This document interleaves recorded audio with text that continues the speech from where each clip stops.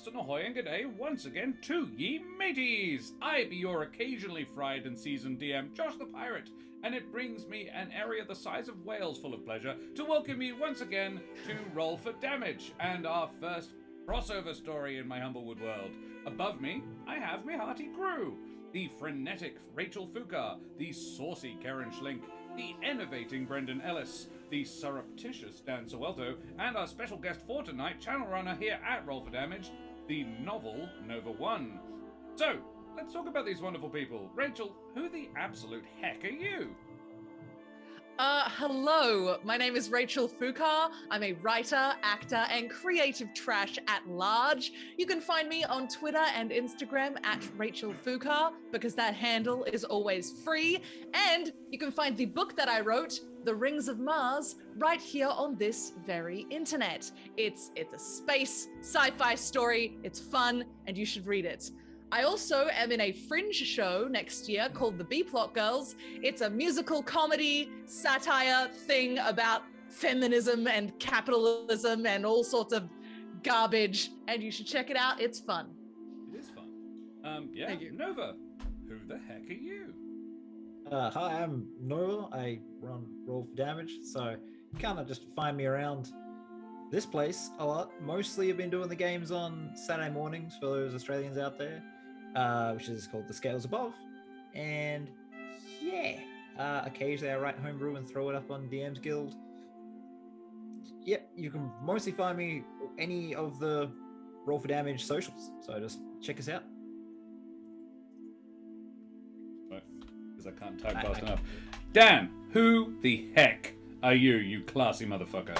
Hello, I am Dan. I am D-Rep on Twitch chat and on the Discords. Come vibe. And I'm also still wondering if Josh meant the place whales or the animal whales. Yes. And if it's the animal, how many yep, my brain already imploding. Aside that, everybody, on Humblewood VODs, because we just finished the season as well as today. Hell yeah.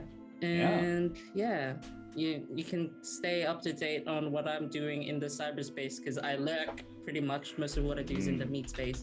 But just like joining on any of the Discords I'm in and then just click boop in my face. Just boop his face. I love booping Just his boop face. my face on Discord, and then you'd be like, oh, the next two things. Love it. That's it. Brendan, who the heck are you? I'm hecking Brendan Ellis. I am an actor and director based in Perth. I'm Brenza in chat. I also lurk and shitpost. All the things. I am also in a fringe show, Perth Playback Theatre. Check the link for that. That's very cool. And normally, we too just finished our campaign over on Corsair's Cove. We're in game, I'm not going to say game 2, let's call it game A. Yeah. You can be game 1 and we'll be game A. Yeah. I think it's yeah, probably yeah, the okay. fairest That's way. fair. Yeah. So I should go through all my notes that say Humblewood 2.0 and cross them out and write Humblewood A. It was Yeah, provisionally absolutely. Humblewood Civil War, so yeah, that's probably for the best. That one sounds Until so the dramatic, though. Yeah, Welcome, I Winter's prefer, Tales as well. Infinity War. Yes, yeah. Oh, why? Welcome, Winter's Tales. Thank you so much for the raid. Yeah, thank you. Amazing. Thank you, AJ. Thank you for coming. Hello. This will be one of the. Yeah, this is the first time we've done Humblewood on Roll for Damage in a while where AJ wasn't on it. This will be exciting. Karen, who the absolute heck are you? Hi, I'm Karen. I am a performer, a writer. You can follow me on Twitter as the Mother of Bunnies. I'm also Mother of Bunnies in chat. I'm also in a D&D podcast called There Be Dragons, where you can listen to my dulcet tones as the very scary but also very lovable Dragonborn Ryland Westfall. And yeah, I'm in a fringe show as well, which has been added to my little chat command there, so you should go check that out. I dressed for a wedding tonight. I'm excited. Me too. I know. We both look so schmick, just Right? saying. Yeah, I know. Me and Dan bought the style. No offense to the others. I should be trying harder. I Why feel are you bad dressed because this is a family event. I feel like Nova and I should have upped our game. Yeah, it's my wedding, and here's me in a beanie and red shirt. Whoops. This is a good time to mention that my uncle, bless him, came to our wedding in a hard yakka shirt. It was the only one he had with a collar. Yeah, it was a collared navy shirt, but it had hard yakka on the pocket. He's a classy man. He's a lovely man, but a classy man. And I'm Josh the Pirate. Yeah, you can find my silly exploits over on Corsair's Cove, the channel I run with Karen. Actually all over the place at the moment. I'm playing in a game on Phoenix Wacky on Friday evenings every now and again. That's Deadlands, and it's super fun. Would endorse. It's very easy to achieve things as well, particularly if you've got massive bonuses and shooting people in the bottom. Beyond that, I'm also in pirate. I'm also a pirate in the podcast that Karen does, the infamous and deadly pirate Sken Felspar, und his little dragon, Rosh. Deadly dragons. Finger is important. Yeah, that's the one. There be dragons. That's the thing. Are you okay, Josh? I don't know. I think I'm having a stroke. I don't. Yeah, I must also remind our fashionable, in-season, and possibly even designer-branded audience to please like, follow, and subscribe to all the things, you bloody champions. We have the socials, and you can check out any of the last 50 episodes you may have missed on YouTube, except for the last, 4. I'll get to it, I promise. It'll get there. It's also totally worthy to note the Spellfire bar down the bottom of the screen, and it's very relevant to note this because any donations, tips, and subs all go to fill that up. And when it goes off, we torture Rachel. And I think that's how it works anyway. So if you're feeling generous or Rachel has ruined your fitted sheets, these games are your last chance of the year to top that shit up. So I've heard a lot about Rachel breaking into people's houses and hiding in their fridges and shitting in their fridge.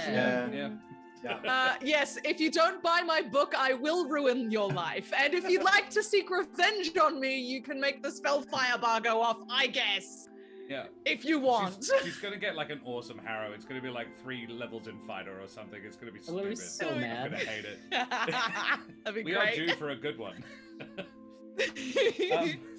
I think first of all, we need a couple of mini recaps, just so our raiders and everybody can learn what the heck just happened, because we're combining 2 storylines, 2 plot lines into one in this episode. So I think, given that Flocks and Fire finished first, Dan, Rach, what the fuck happened? Hello, Void. Oh yeah, sorry. Thank you, Benneck. Tell me what happened. I guess Trish is also here. What do we do? I guess the important bit is we went to the fire plane. I'll open my notes, but we'll do it together.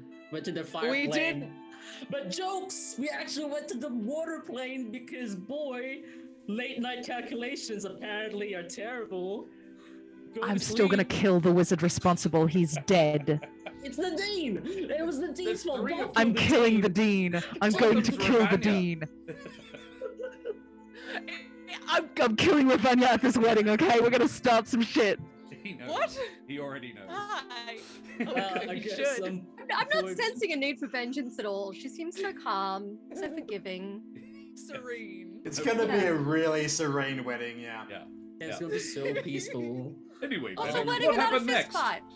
Yeah, in the plane of water, we got a transfer ticket to the plane of fire by asking, this lovely, very bored, married lady, and she was like, get this horn. So we did that. We did a heist and some emotional trauma for getting our important items burnt to a crisp, but it was just another prank, a really shitty one from that Gaius asshole. Yeah, and then we raised the local authorities, not because we stole stuff, but because they also want to get Hellbait for some reason. With a big show of deception. Also, we might have murdered some people. We did murder a few people, but what happens in the plane of fire stays in the plane of fire. I mean, you guys Ereq wouldn't. You guys killed 3 months here. Jude murdered people. Look, it was a group effort. We supported the choice, so it's fine. But we did get to Helvig first, and his familiar, which is a big fuck off dragon, I was not expecting that. It was a bit possessive and did not really like want to let Helvig go, so we had to kill him. Well, rather we we all got unconscious and Helvig had to kill him. And apparently the dragon was anchoring him to reality or something, so we had to like put his soul in Jude so that we can move him to a body, which we forgot. I thought we discussed with everyone in the material plane we were gonna get Helvig a body. Did we just like... You did We not. forgot that, yes. Everyone just thought that we talked about it, but apparently We're not. real good at stabbing, but we're not real good at like planning shit out, apparently. We're not good at delegating work, apparently. Anyway, that's it. We then have to go to with Jude Helvig in tow, went to the plane of water again, talked to the married, get a transfer ticket back to the stupid material plane in the teleportarium, because double check your math. That's the lesson. Uh-huh. Noted.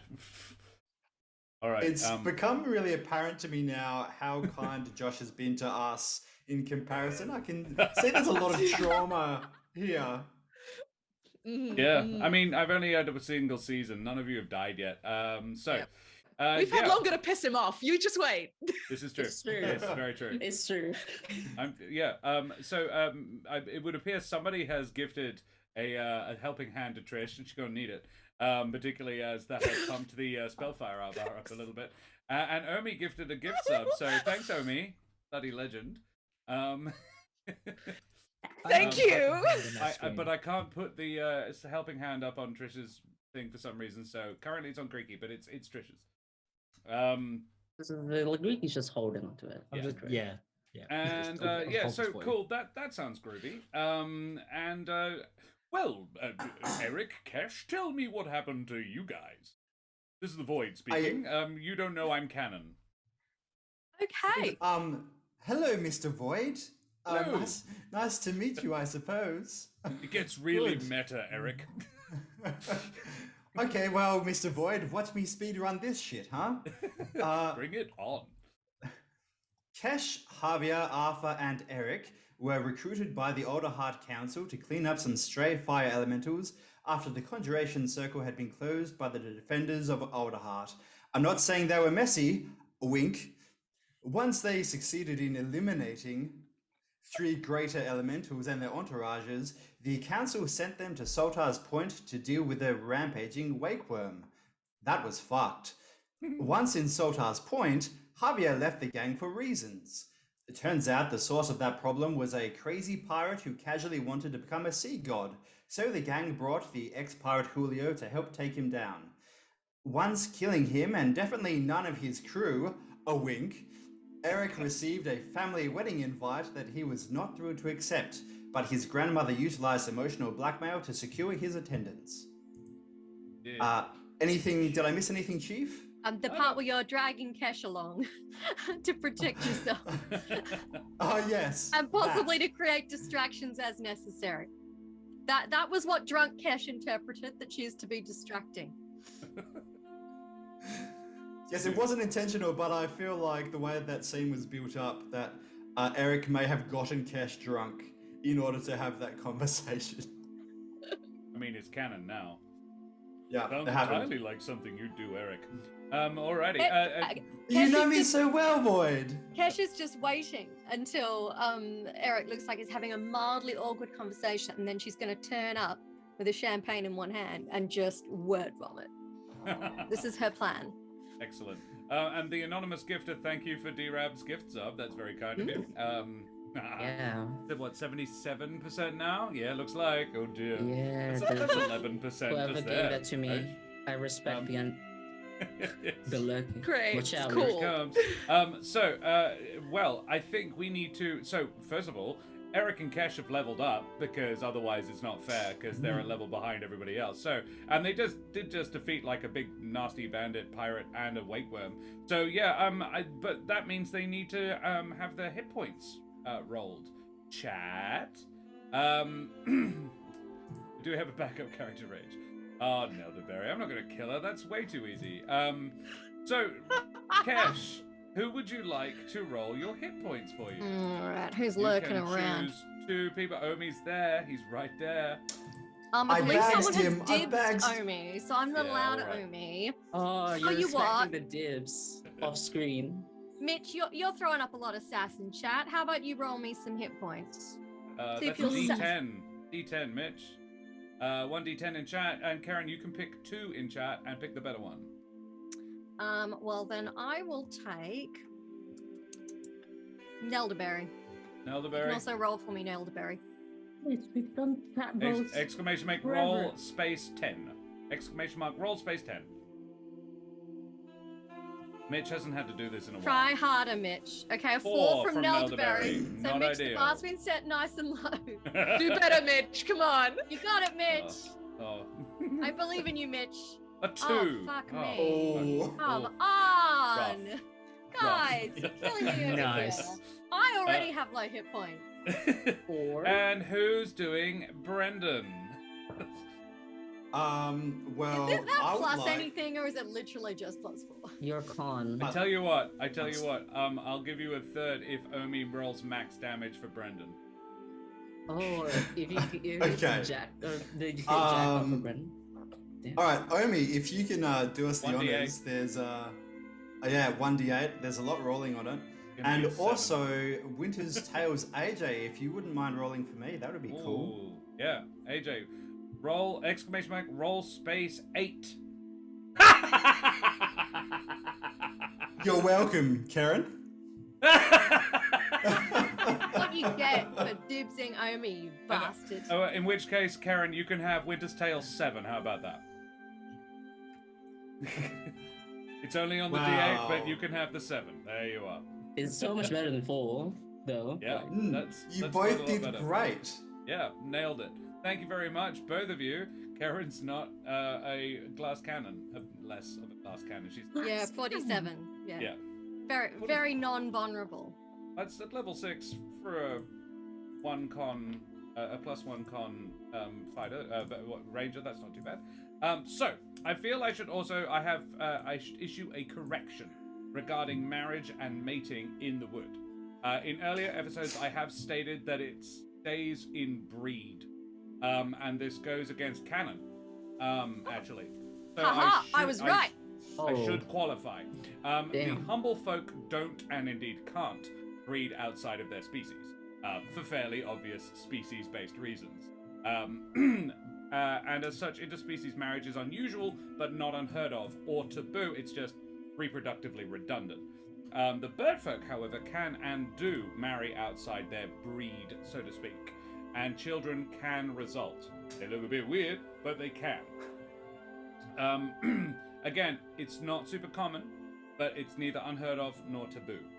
There are 2 instances of canon in the world.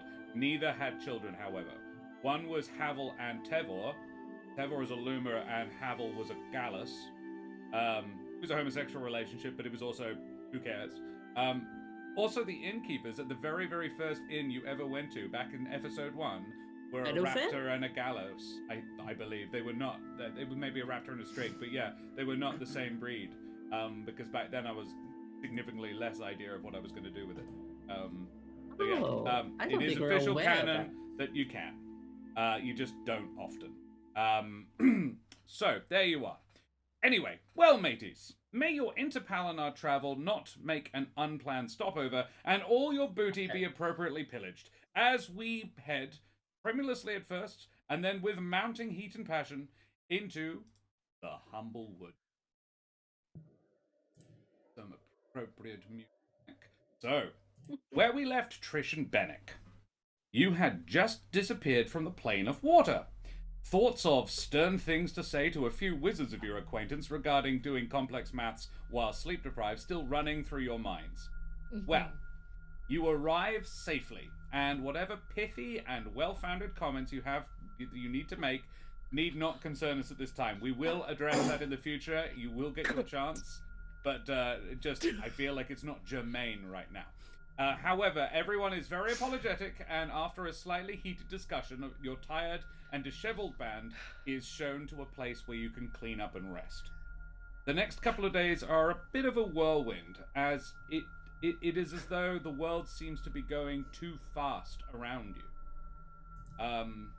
The Dean explains, see, this is most likely due to the time dilation effects of interplanar travel. It's all a bit of a muddle, timey-wimey, wibbly-wobbly, but you get your head around it. It seems the more you plane jump within a small time period, the more time has to sort of shift around to accommodate you. And quite unintentionally, you went and added a third layer to the jumping, which only compressed the experience, unfortunately. Not your fault at all. Not your fault at all. We added that, did we? No. Yeah, we did it. However, yes. Well, yes. Anyway, mistakes were made. So. None of them mine. It all turned out fine and jolly in the end. Anyway, splendid. So yeah, you guys chill and relax, and I'll have some more noms sent up to you. So yeah, you're put up obviously in the avium for a couple of days while they basically get the teleportarium up and running again, because they went pretty roughshod on it to make it an interdimensional portal for you. Which, was pretty awesome of them, really, if you think about it. Yeah. Like, they helped. They could have helped better, but they did help. How long did it take us? Sorry? How long was the weird time shit? Well, yeah, so this is departure and arrival. In your experience, in your lived experience, I believe it was 3 days. Yes, that sounds right. In Humblewood, it was a week. And in the plane of water, it was actually 9 days. Huh. Wait, we were there for 9 days? No, you were only in the plane of water for like an hour and a half. But the time you were in the plane of fire in between those 2 points where you went there and came back was actually 9 days. Oh, it was 9 days. Okay, gotcha. Yeah. It's wibbly-wobbly, timey-wimey. And after a couple of days, Trish and Benneck have begun to feel their old selves again. Jude and Nevermore, on the other hand, are still ailing a bit, however. And Rusty is consulted about this because Nevermore's feeling a bit crap. Rusty says, well, it's probably because there are 2 of you in each body. You have two spirits, 2 minds in one body. And so the body is having to do twice the work. You have two independent thoughts processes that have experienced the same amount of time, and then you are putting all of that on one art. That is not easy for it to work for, so it's taking a little longer for them to get over it. But I'm sure you'll be right as rain in no time. On the 3rd morning after your return, you each wake up with a handsomely embossed envelope on your pillow. GM's Workshop, thank you so much for the raid. This is ludicrous. Guys, a genuine pleasure having you here. Thank you so much for the raid. Yeah, raid emotes up in chat. I'm going to throw that alpha raid emote up in chat. Arg. Thank you so much. Yeah, we are doing a Humblewood crossover with Corsair's Cove and Roll for Damage's Humblewood Games are doing a crossover event. And we're just getting into it, so you're getting here at the right time. Yeah, this envelope that you find on your pillows, it's sealed with wax. The seal on the wax featuring a stylized letter S. The letter within reads, to Trish Caper, and Benneck says to Benneck. Benneck doesn't have a surname, does he? This isn't in the letter. The letter doesn't say that. But yeah, no. So it's just like Benneck, Defender of Alderheart. Yeah, the letter says like, to Benneck, what's your surname? Defender of Alderheart. No. What the fuck's with that shit? Defender of Alderheart. Matriarchs Shadowmalt and her family cordially invite you to attend and witness the wedding of Greikie Shadowmalt and Miriam Dusklost at the Shadowmalt estate 2 days hence. Frivolities and feasting to follow. The bride and groom have indicated that in lieu of a gift, a donation to the Ashbarrow Relief Fund would be appropriate, though the full registry can be found at Clogsworth & Sons of Brackenmill.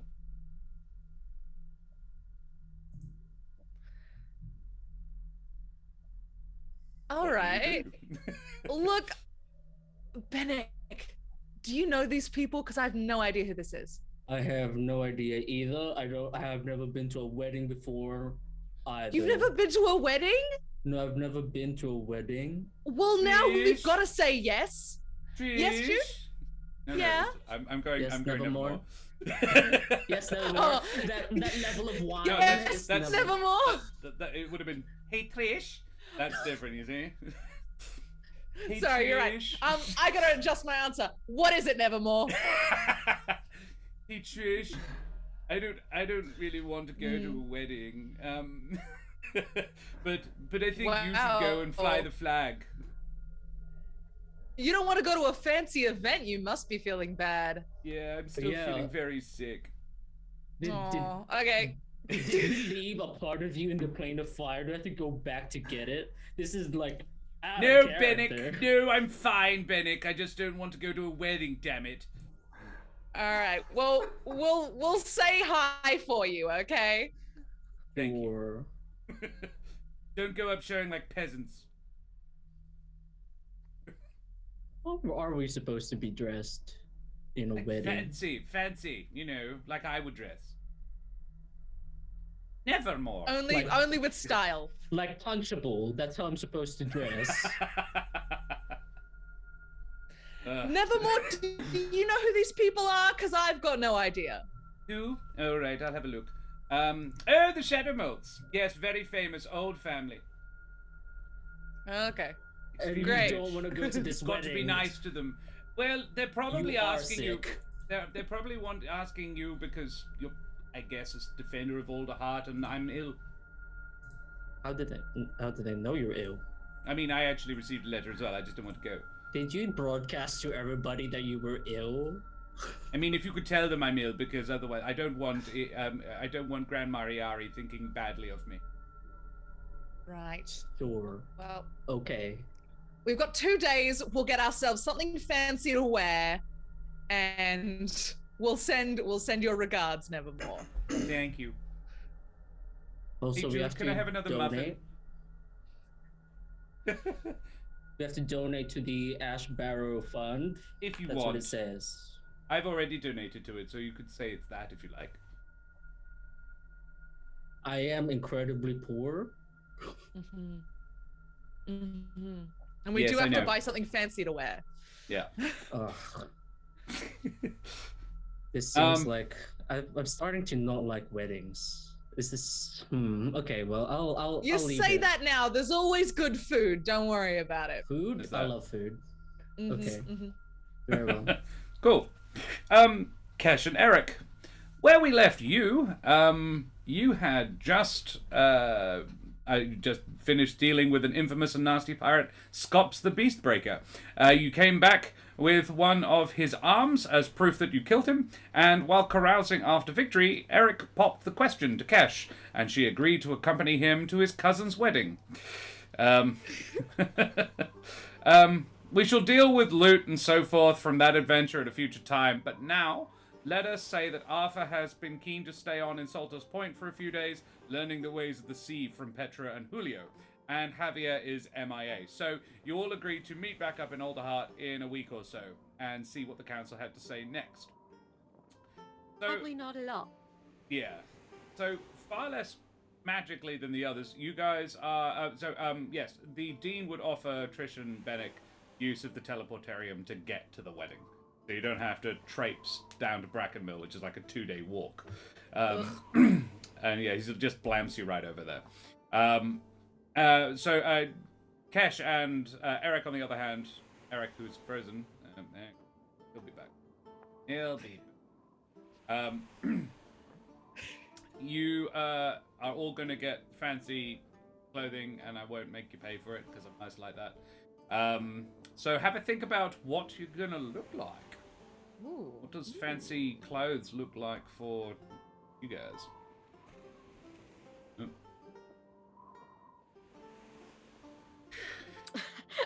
Oh, there we go. I'm back at the right spot now. For a minute, yeah, you were playing Benneck. I would have played Benneck excellently. I'm sure you would have. Yeah, I believe that. All right. So while we're waiting on Brendan, there is another person in our midst who we need to have a chat about. Greikie. it is the day of your fiance's wedding. And yours. My headset's just gone dead as you pointed me out. So I'm going to get you to wait one whole second. No worries. Super professional job here, guys. We are very, very good. I love and it. talented at all the things that we do. Kesh is being true to her surname of Glitterweave and has put some sparkly stuff in her hair. She's put like some flowers and sparkly shit Sure. on her hair. Amazing. Is she said, and I'm quoting here, I'll wear my fanciest dress. I am wearing my fanciest dress. It's green. I look very pretty. And I have sparkly flowers in my hair. Sure. I'm like a magpie. I get sparkly things and I put them on my head. That sounds legit. That sounds I am right, catching the light in a way that is both magnificent and slightly trashy. Yeah. Excellent. Yeah, I'm back. There we go. As is Brendan, maybe. Um, There we are. Cool. All right. So, Greikie, it's. Greikie, it is the day of your wedding. I suppose you're probably quite excited. Nova will be playing Greikie Shadowmolt, Ereq's cousin. And Greikie, tell us a little bit about Greikie. Who the absolute heck is Greikie? Well, Greikie is from a long, noble family. Well, not noble, but well-to-do family. We are well known for our silks, mostly. I am getting married today. I have been somewhat forced into a nice suit by my grandmother, much to my dismay. I am more partial to, how would she put it, the peasantry activities. I enjoy boxing and stretching my legs somewhat. I'm not really happy being around so many people who have eyes of responsibility for me. I'd rather just relax and have a good time. Something I've heard my cousin is a bit more okay with. Relaxed? I don't know if that would be a good descriptor for Ereq, but yeah, he likes to have a good time. I don't know. He's been keeping sober company with Arthur lately. Kesh is just the only one in the party who's just going out and getting trashed with tavern and Yeah, having a reliable drinking buddy. I reckon Julio's probably a drinker. Julio's probably holding an end up in Yeah. the drinking circles. Kesh has felt the need to like blot out the world a little bit lately. It's very stressful being her. Benneck, what does a fancy Benneck look like? See, he's never been to a wedding before, so it's a lot of like cookie cutter like suit stuff. That's like if you ever thought he just kind of like walked up to the tailor and was like, I need fancy. yeah, it's like I need to go to a wedding. It has to be fancy for the shadow modes, and it's just like the most safe Yeah, kind of like it is a off-the-rack tux. yes, but instead of having it all done up because he's like, oh no, I'm gonna die. This He's is got horrible. the top button. Yeah. I'm done. It's like, I'm sure they'll Yeah. be fine. I'll Yeah, get you're a it. savior of Alderheart. They won't mind. Nevermore would also have informed you both that the reason they probably invited you is because you're a savior of Alderheart. And having fancy famous people at fancy famous weddings is fancy and famous.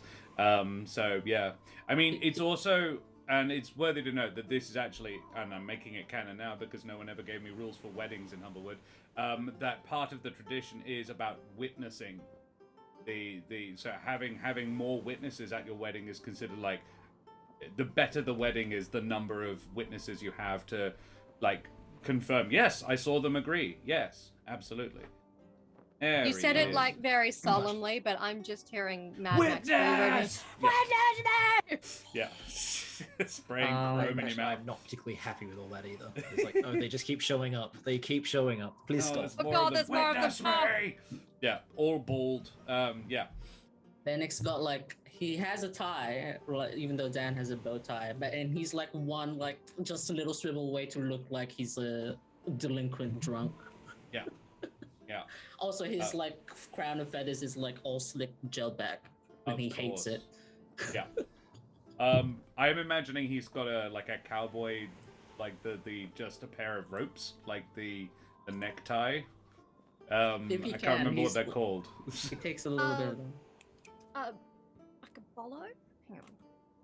Something like that. What does? Is it what does term for it? Yeah. What does Trish? Trish?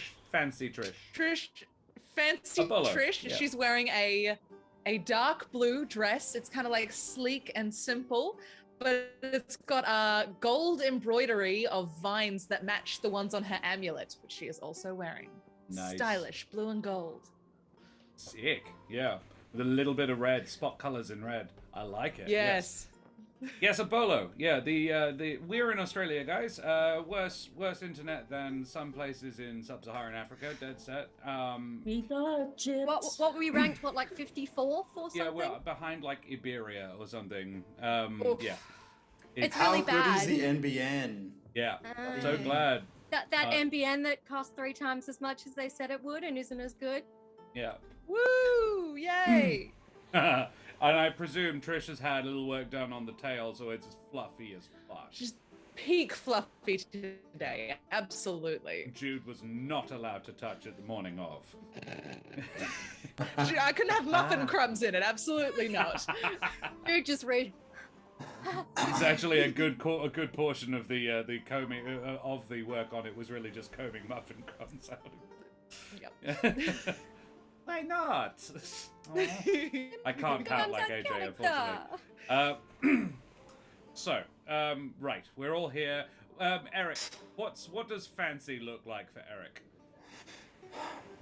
Well, that's a good question. I'm trying to think of how well Ereq will actually want to dress.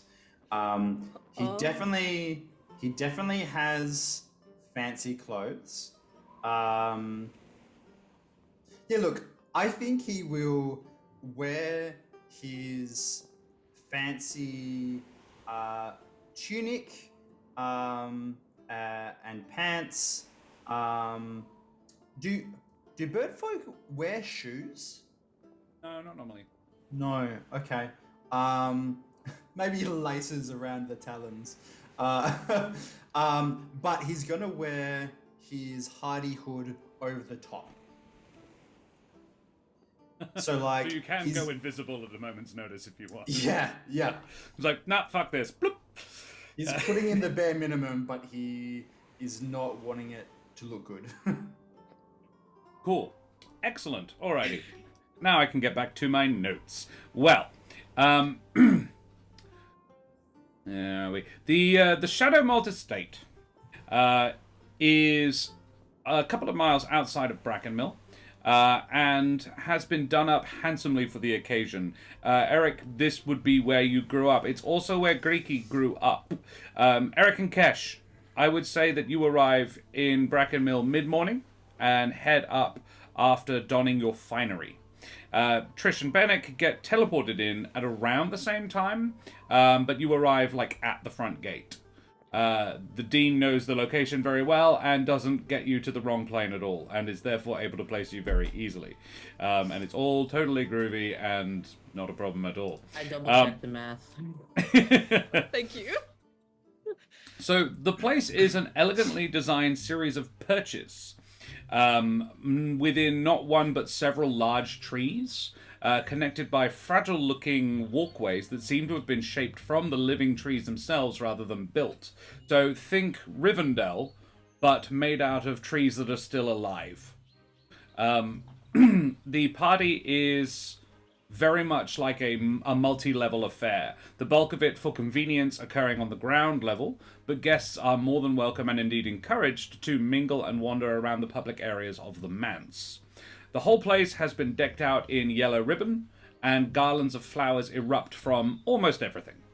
Servers move deftly through the throng with platters of tidbits, and others carry juices, teas, and other beverages, the tradition preventing any witness from being inebriated before the ceremony. Each glass even has one of those little charms to assist the memory of the holders, and all are in the shape of unique and individual birds. There are easily 300 people in attendance. Kashyyyk, yes, it is very Kashyyyk, actually, yeah. Star Wars reference there. Do we see each other? Yeah, I will happily say that you bump into each other, Trish and Kesh and Ereq, as you're walking through the front gate. Maybe as we are, I will warn Kesh. This will probably be almost entirely bird folk. I don't expect to see many others around. You're probably going to be the only Mapatch in attendance. Catch! Ah! And there are Nailed heights. Yeah. I kind of come hi. over. Ereq, this is my good friend Trish. Who, oh my God, your tail is so fluffy. And one of the saviors of Alderheart these days. And this is the Benneck. Benneck. Yeah. Thank you, Benneck. Who doesn't eat people. Yeah, I was gonna say my usual intro, but I probably shouldn't from what I heard about weddings. Well, it's nice to finally have faces to match the names. I've obviously heard a lot about you. Ereq's cousin good. is the groom. Yep. That's why we're here. What are you two doing here? Oh, we got invited because we're fancy now. So that's fun. I did not think it was part of the job to be invited to weddings, and apparently it is. They don't put that in the legends, how many parties they expect you to turn up and stand there and be like, yes, I was very brave. You're all welcome for me saving you. And Is someone sound going like- to pay me? Yeah. Noble families like this like to get famous people and heroes of the day to their big events for the cred. So it's very selfless of you to do that for my family. Well, don't worry. I will be eating as much of the fancy free food as I possibly can. Please do. mentioned it was free. I just thought there was a lot of food. Yeah, dude, it's Okay. free. Opinion on weddings going up. All right. We'll have to sit through some vow. I don't know how do your family do weddings? Ereq, is there like a special format? Well, I don't know what the DM has planned in his narration, but you probably don't know, all of you, I suppose. The Shadow Malts are a matriarchy. So even though in this case, Miriam, I think, she used to be crew of Vilnius, of the, whatever. Anyway, Salt because spray. this is a matriarchy, the Salt Spray, thank you. Even though she is marrying into the family, the ceremony may well be hinged around her and kind of led by her and her vows. Oh. Interesting. Okay. Yes. Indeed, Ereq. At this time, once Greikie says yes, I shake Eric's hand, like in terms of like, hello, nice to meet you. After the fact that we've already met. Yes. And I Mir- awkwardly got to kind of hover in front of Trish. Oh, and Trish eggs. Yes. Trish is polite. Yeah. Any friend of Kesh can't be that bad. Oh yeah. All right. So yeah, Fight. Miriam will be, technically speaking, third in line to the matriarchy of the Shadowmock clan. After basically the next two are the current matriarch's two daughters, and then it'll be Miriam, because she's the only, like, she will be the only wife of the three grandsons. So my family, my mother's family, is the prime family, as you will, and there was a lot of pressure on me to marry, and I didn't. And apparently neither has my brother. So now I suppose the buck has been passed to the secondary family. Do they like choose the bride, or does he choose the bride? How fussy are they? Or does he choose the bride and then they sign off on the bride? Traditionally, there has been a little bit of both. If someone has wanted to marry or take a bride that the family does not approve of, then that man will no longer be a part of the family. It is usually by appointment and by arrangement. Sometimes they allow for courting, and they allow for them to choose someone to present to the family for approval. Look, I'm not going to defend this system. It's part of the reason why I left. But Don't blame you. Did they present you as someone? Is she here? Can I meet her? No. They Totally is now. Like, clearly you didn't go for it. Frantically but I'm makes still up a new curious. NPC. I just want to know what sort of girl they thought they could set you up with. As long as she was a Corvum, they wouldn't care. Although, obviously, those born of nobility, those with some social skills. With me, they knew that I was quite reluctant, so they allowed me to court, by which I mean they threw me into a giant aerial ball several times. That is to say, a ball, the dance, which was entirely aerial. Oh, I Yes. was real worried there. No, I yes. was also worried. I've never been yes. to an aerial bowl. No, it's That- definitely worth clarifying when it comes to balls. No, yes, it was the Yikes. dance. Well, given what I've witnessed of your skill with the ladies, Ereq, I really would have liked to see that. Are You good obviously with the haven't ladies, Ereq. Sir Ereq, I probably should say. I have been told that I have a way with some ladies. Nice. Yes. I kind of like do a shoulder punch. He Just is a light very attractive to the ladies. Oh, sorry, I'm not here. So ghosts follow me around sometimes. Alright.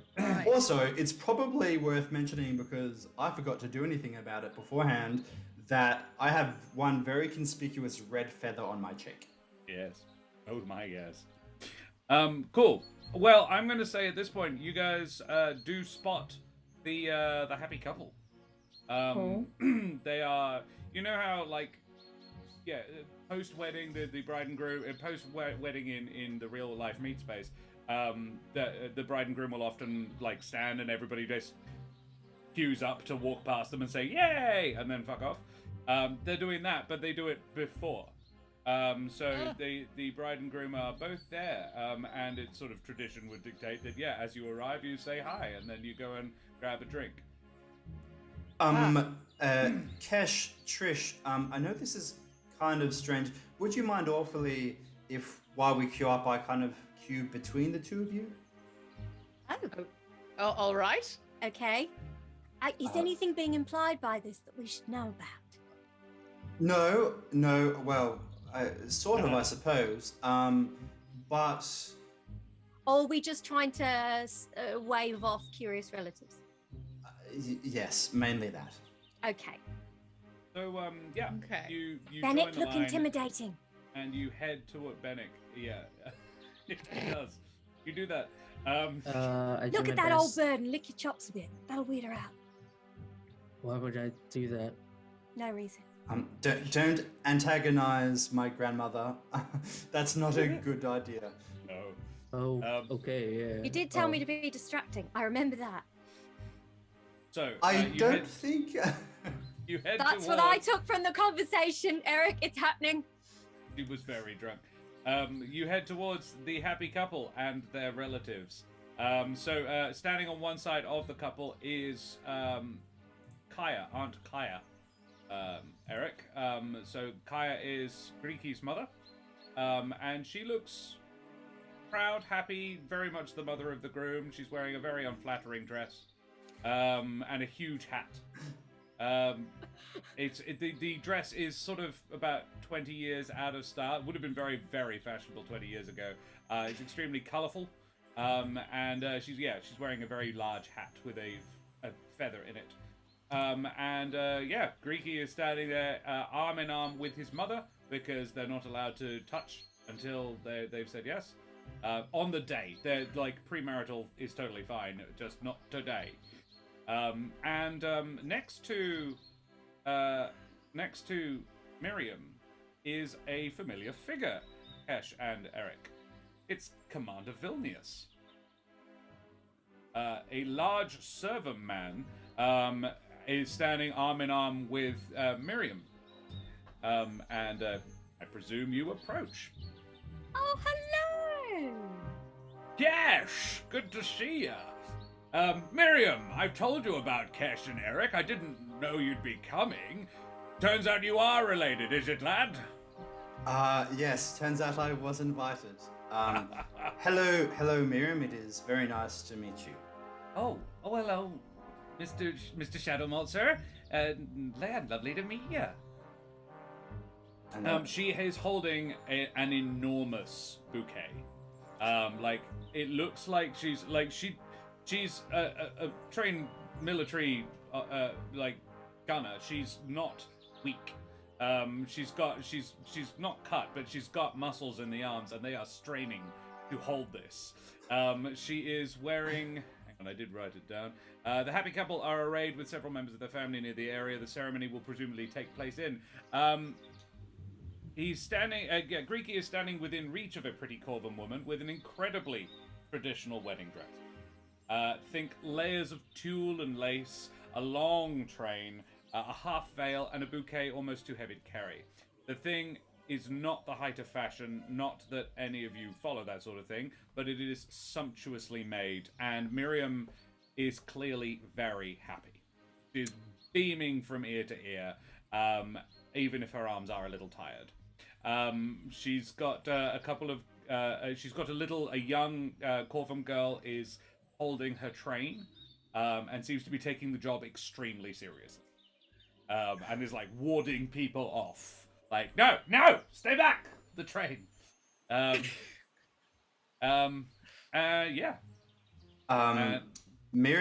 Vilnius, may I present to you some of the defenders of Alderheart? This is Trish Caper, and this is Benneck. Oh, Hello. pleasure. Yeah. Hello there. The pleasure. It's lovely to meet you all. It is communally awkward. Vilnius is okay, Trish is okay, Benneck is not, and Miriam has not the faintest idea what she's doing. She does her level best. It's like an 11 for effort, but like a... There's a moment of thick tension, and then Ereq will say, Greikie! Hello, Greikie! Congratulations! Ereq, it's been...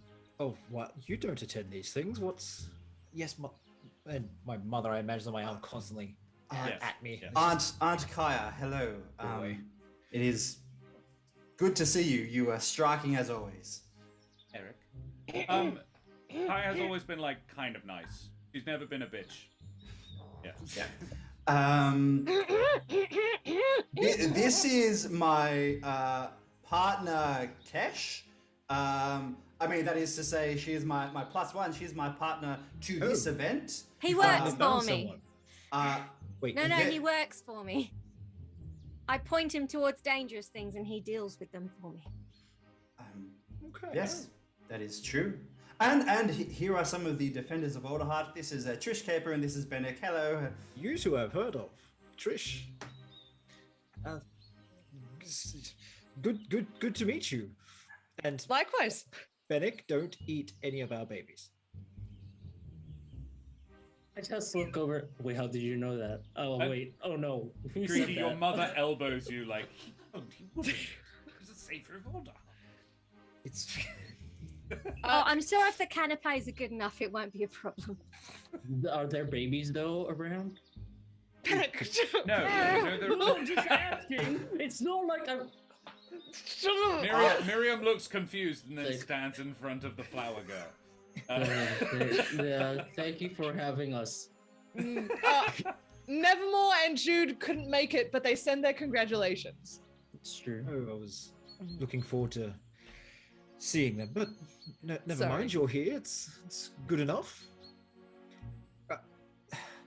Yep, I'm good enough. That's we what I've been honored told. to have two of the defenders, the mighty defenders of Alderheart, to attend our wedding, aren't we, Greikie? Yes, mother. And Kesh is just like, I'm so telling Nevermore about that. It's well. Have you met you should anyone else? know that in our family, good enough is one of the highest compliments that you could receive. Oh, Oh, Actually, that Oh. explains so much about you, Ereq. This has been real insightful. I mean, that's great to hear. Thank you, Eric. Everything looks beautiful. Thank you. I didn't organize most of it. It was lovely Miriam here. Well, Miriam, Oh. you've done a splendid job. I hope you're very proud. Well, great, Grandma Erie. That's not her forgetting the name. Promises me. Grandma Iari organized everything. I chose the colors. Lovely. If you don't mind me asking, Miriam, Greikie, how did you meet? Thank you for that. That's something we didn't discuss. No, we didn't. And that's like earlier when he's like, "Oh, how do the vows work?" I was like, "Fuck you." This wasn't discussed, Josh. Miriam says, "I pulled him out of a dock fight down in Sultar's Point. That's fun. Well, Not maybe one I- that he was losing, mine. Not one that he was losing." Inside I just- check. Yeah. Feel free. Yeah, I'm real good at this. Roll I got them a bones. 13, so do better than that, Benneck. I got a natural 1. I'm actually a dirty 20. Guilty 20. It's about fighting, so I guess I'm on top of it. Yeah, I don't know. I'll let Do you want me to make Greikie some? make this call. Yeah, it was definitely a dogfight. Whether or not you were winning or not is up for grabs. Mother doesn't really like us talking about my extracurricular activities, but I had won a fight, and then the loser wasn't particularly happy, and his friends set on me, and this sweet woman pulled them off me and tended to me. So While was- half a dozen of the crew of the salt spray kicked the shit out of them. Oh, Yes. I like you, Miriam. Birds of a feather got to flock together. I'm just gonna nudge Ereq and be like, she's lovely. It's very Um, romantic. That insight check, they're both clearly smitten with each other. Oh. The That's 13 fair. and the 20 would definitely get that. This is clearly not a convenience marriage. And also, like, I'm pretty sure you've gotten the vibe by now, this is not someone that Granny would probably have picked for her baby boy. So, yeah. Can I do, maybe my natural 1 already covers it, but could I do an insight roll on Kaya to see how she's kind of feeling about this? Yeah, alright, go for it. That's a natural 20, so 27. You know your grandma, you know your Aunt Kaya quite well.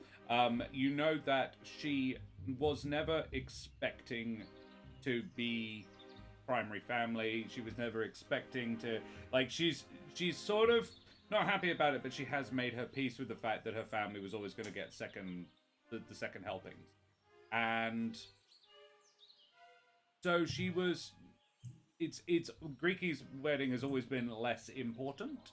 There was something of a divide in the family, something of a split, and this would seem to be an attempt at Granny's attempt at bringing them back into the fold, rather. Under normal circumstances, this probably wouldn't have been happening at the Shadow Malt estate. The fact that it is interesting enough, like politically, family politics wise. Even more so is the fact that whilst Kaya, you get the vibe with the Nat 20, you get the vibe Kaya definitely thinks that her son could do better, but also likes Miriam. Yeah, she's nice, and she clearly makes my boy very happy. And so, Miriam can get away with a lot as far as Kaya is concerned. But Kaya is also like, yeah, but my mum is not fully on board with. So yeah, she is torn, I suppose would be a good way to put it about Kaya. And your arrival, on the other hand, is actually more interesting to her. Like, ooh, Ereq's back. Ereq is rebuilding bridges, isn't she? Yeah. And Ereq's exploits have garnered no small amount of attention. So yeah, all of this is interesting to Kaya, and she is assessing you as you assess her, Ereq.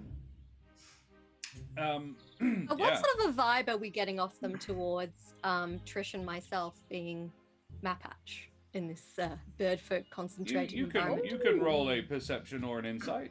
Yeah, me too. You can choose either because you'll get different things. 26 for perception. Perception. Trish, you want to do the insight? Yeah, but I only got a 9. All right. Oh, no. Your insight, Trish. They have no beef. They have no particular filthy Mapatch. No, nothing like that. You have been invited. You're very welcome. Kesh she's showing up out on speaking name terms with the Defenders of Alderheart and also Ereq's +1. And also Kesh is not an unfamous person herself. Like, she is second in command of the Wildwood Brigade. That's not nothing. Even though she's not technically doing the job right now. So yeah. An extended leave. Well, you're working directly for the Alderheart Council. They know Ereq is, so they know you are. That's pretty decent job as far as they're concerned. There is 2 previous matriarchs of this family served as the speaker of the Alderheart Council. That's the sort of what you're talking about this family is. Nice. Including Grandma Iari, the current matriarch. She is old money power. So yeah, that's what you get. That they are not like, ooh, filthy humble folk. However, Kesh, you would notice that very, very Ereq was on the money.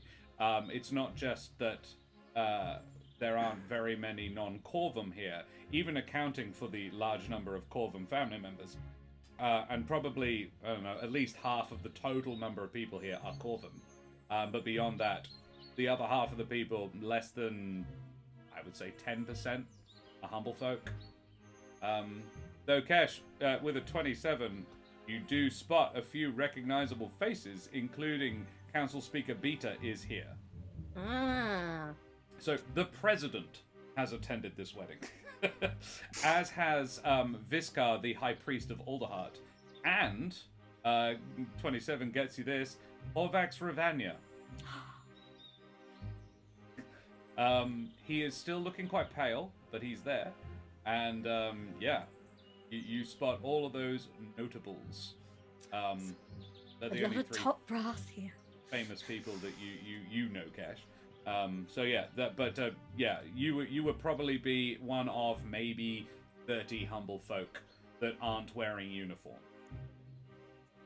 Not counting Commander Vilnius, who is wearing a uniform, but it's like he's dressed. He's in his dress whites, yeah. Yeah.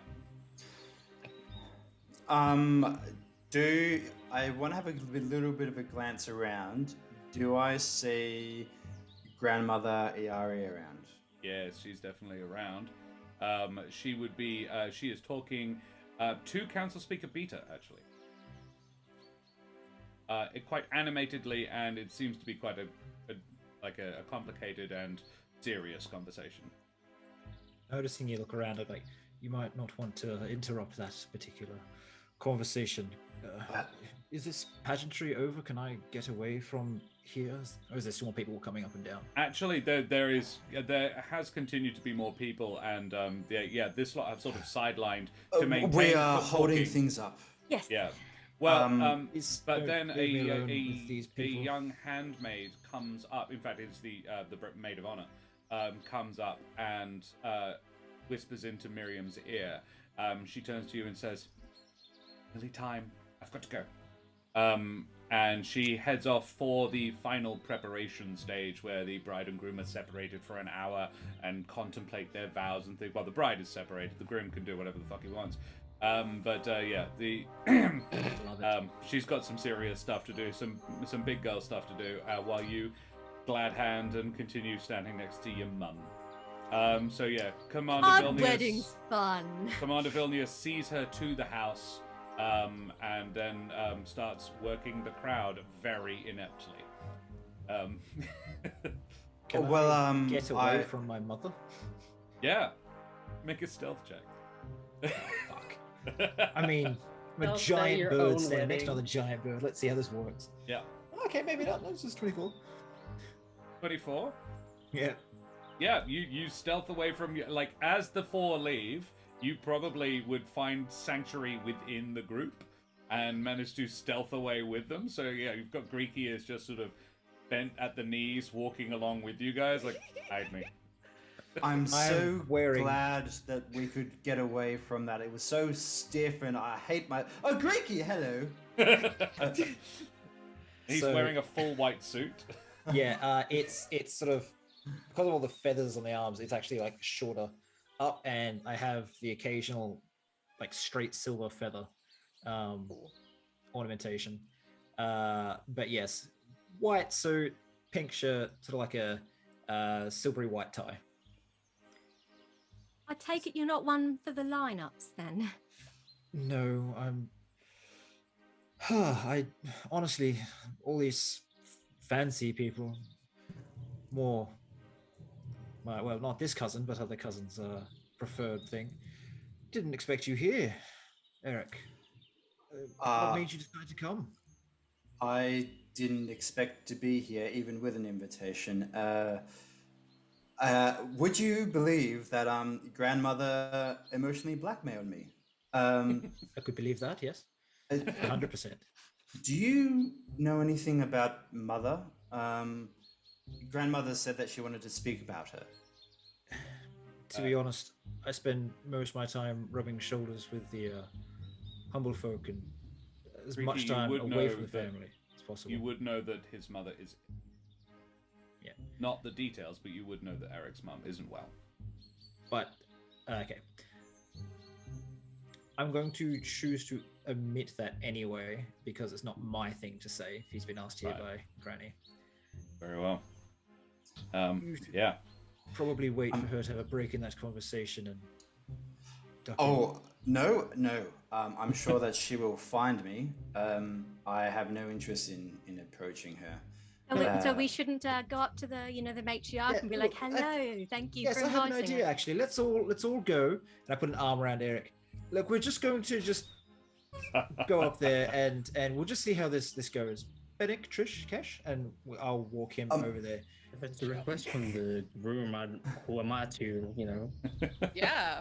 If we're going to attend a wedding, might as well see all the stuff that's happening. just I'm going to stand grab in like Eric's other arm and just be like, yeah, let's go see your grandma. in a half circle behind the president, so it's really fucking awkward. Yeah. Well, Beta knows 3 of these guys personally. All 4 of them, actually. You're the only one who's never met Beta before. Beta is technically Kesh's direct boss at the moment.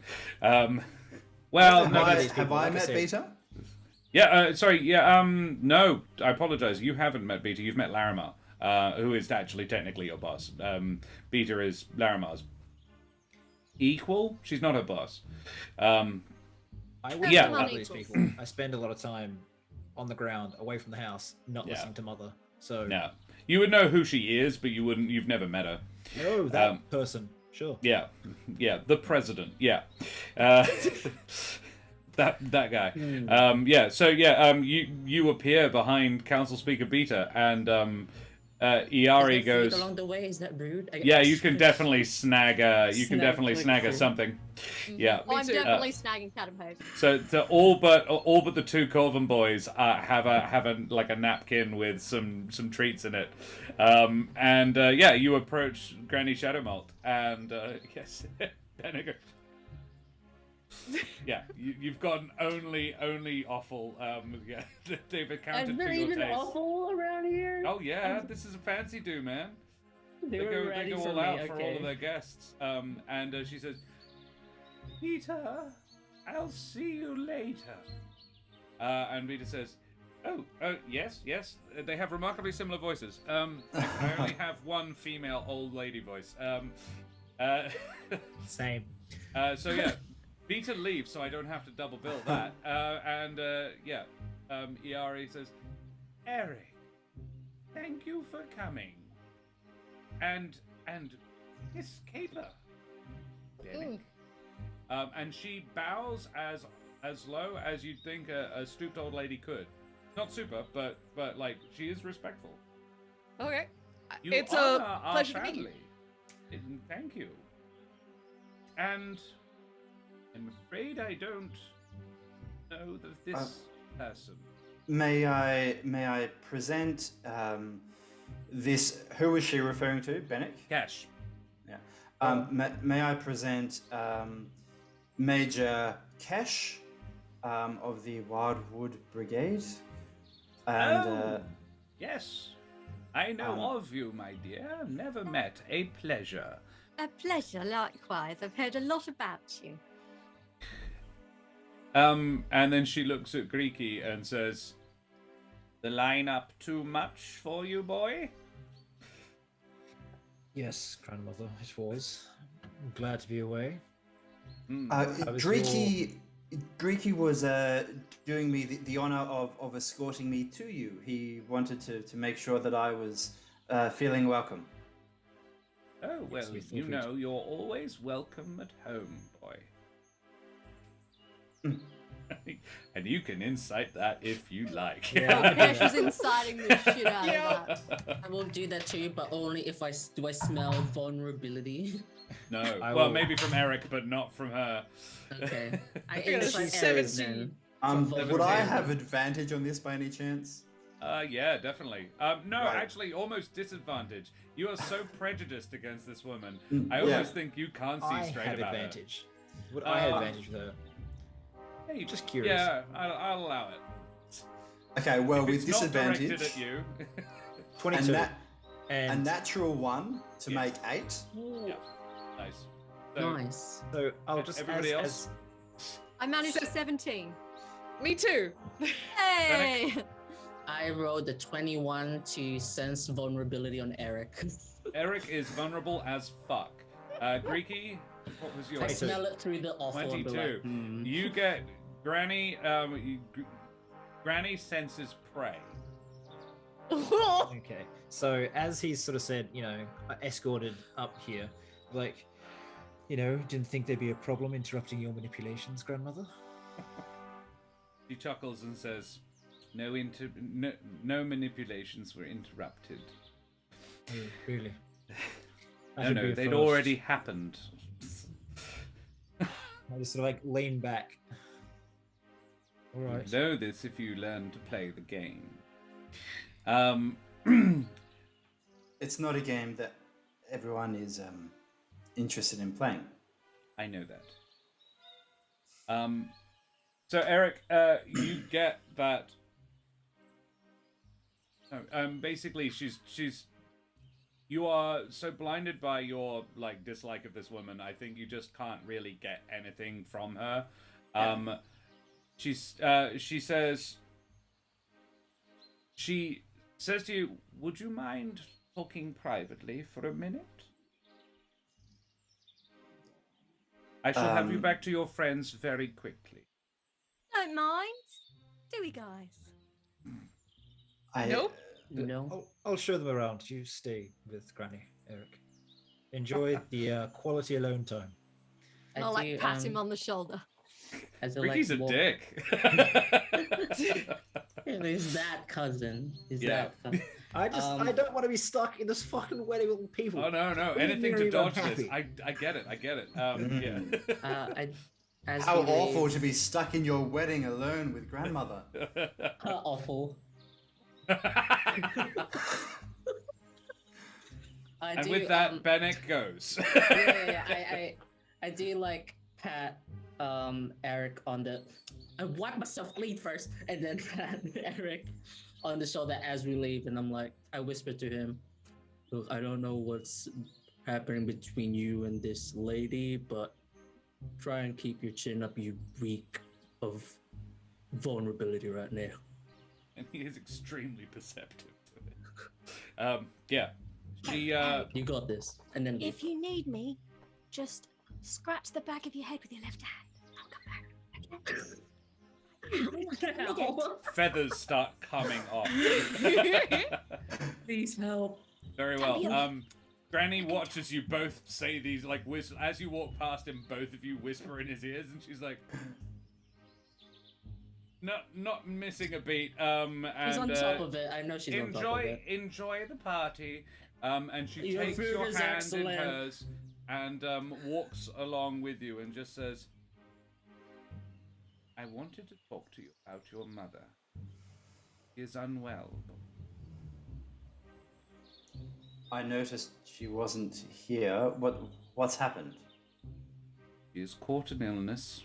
There is no... Despite my best efforts, there does not appear to be a cure.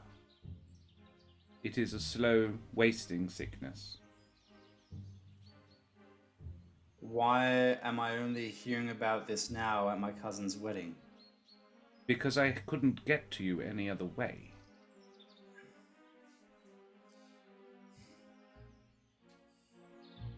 She wants to see you.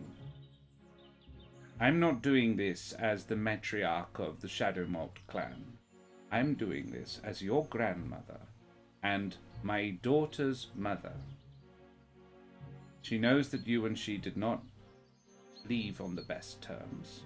She would like to talk to you. I know you may struggle to believe this, child, but it actually does come from a place of care. I'm not that reckless. I look to the estate and I say, is she here? Yes, she's in her chambers. She's not going to die tomorrow. The doctors assure me she has probably a couple of years at least, but it is a wasting thing. I had thought, with you being a tender and all, access to that library, perhaps there might be something in there about it. I have applied my resources and network. She's my heir, after all. But there has been no luck so far. She's hale enough, she'll be out for the wedding. So, I should wait for her to come out? I thought you were implying that maybe I should see her before. I believe it's your choice. No need to rush it. This is sudden, I know.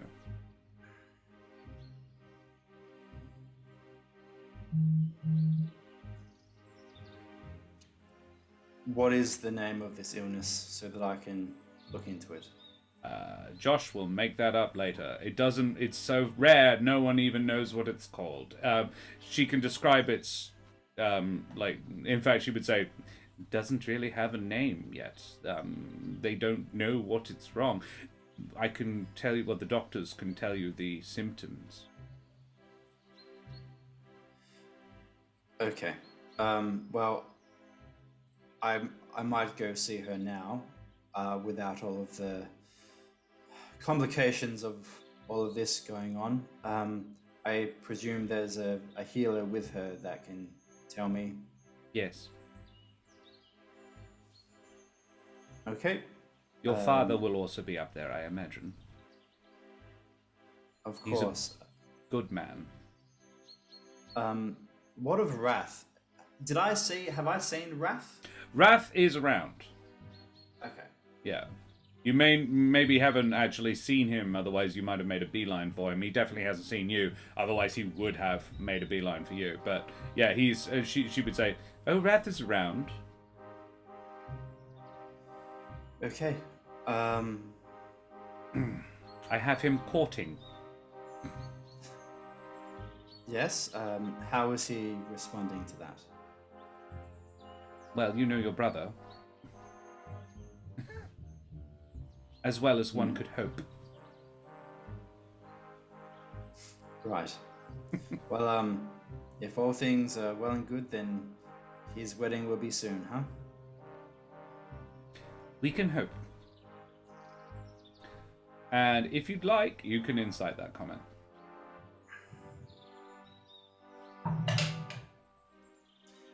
15. Yeah.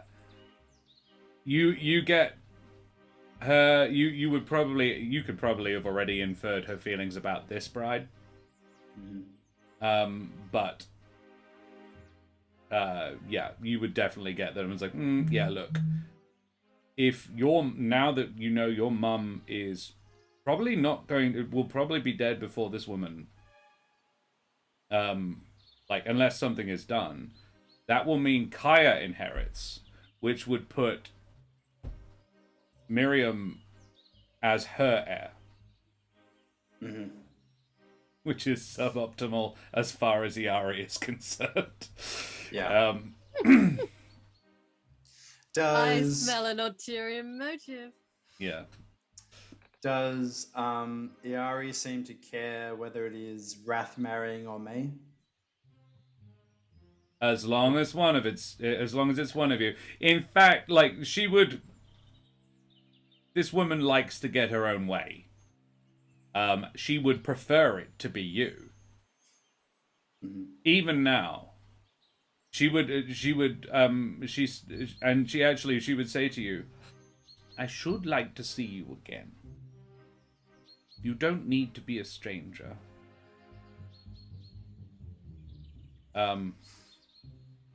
You're not banished, boy. We never wrote you out. You did that for yourself. We'd love to have you back."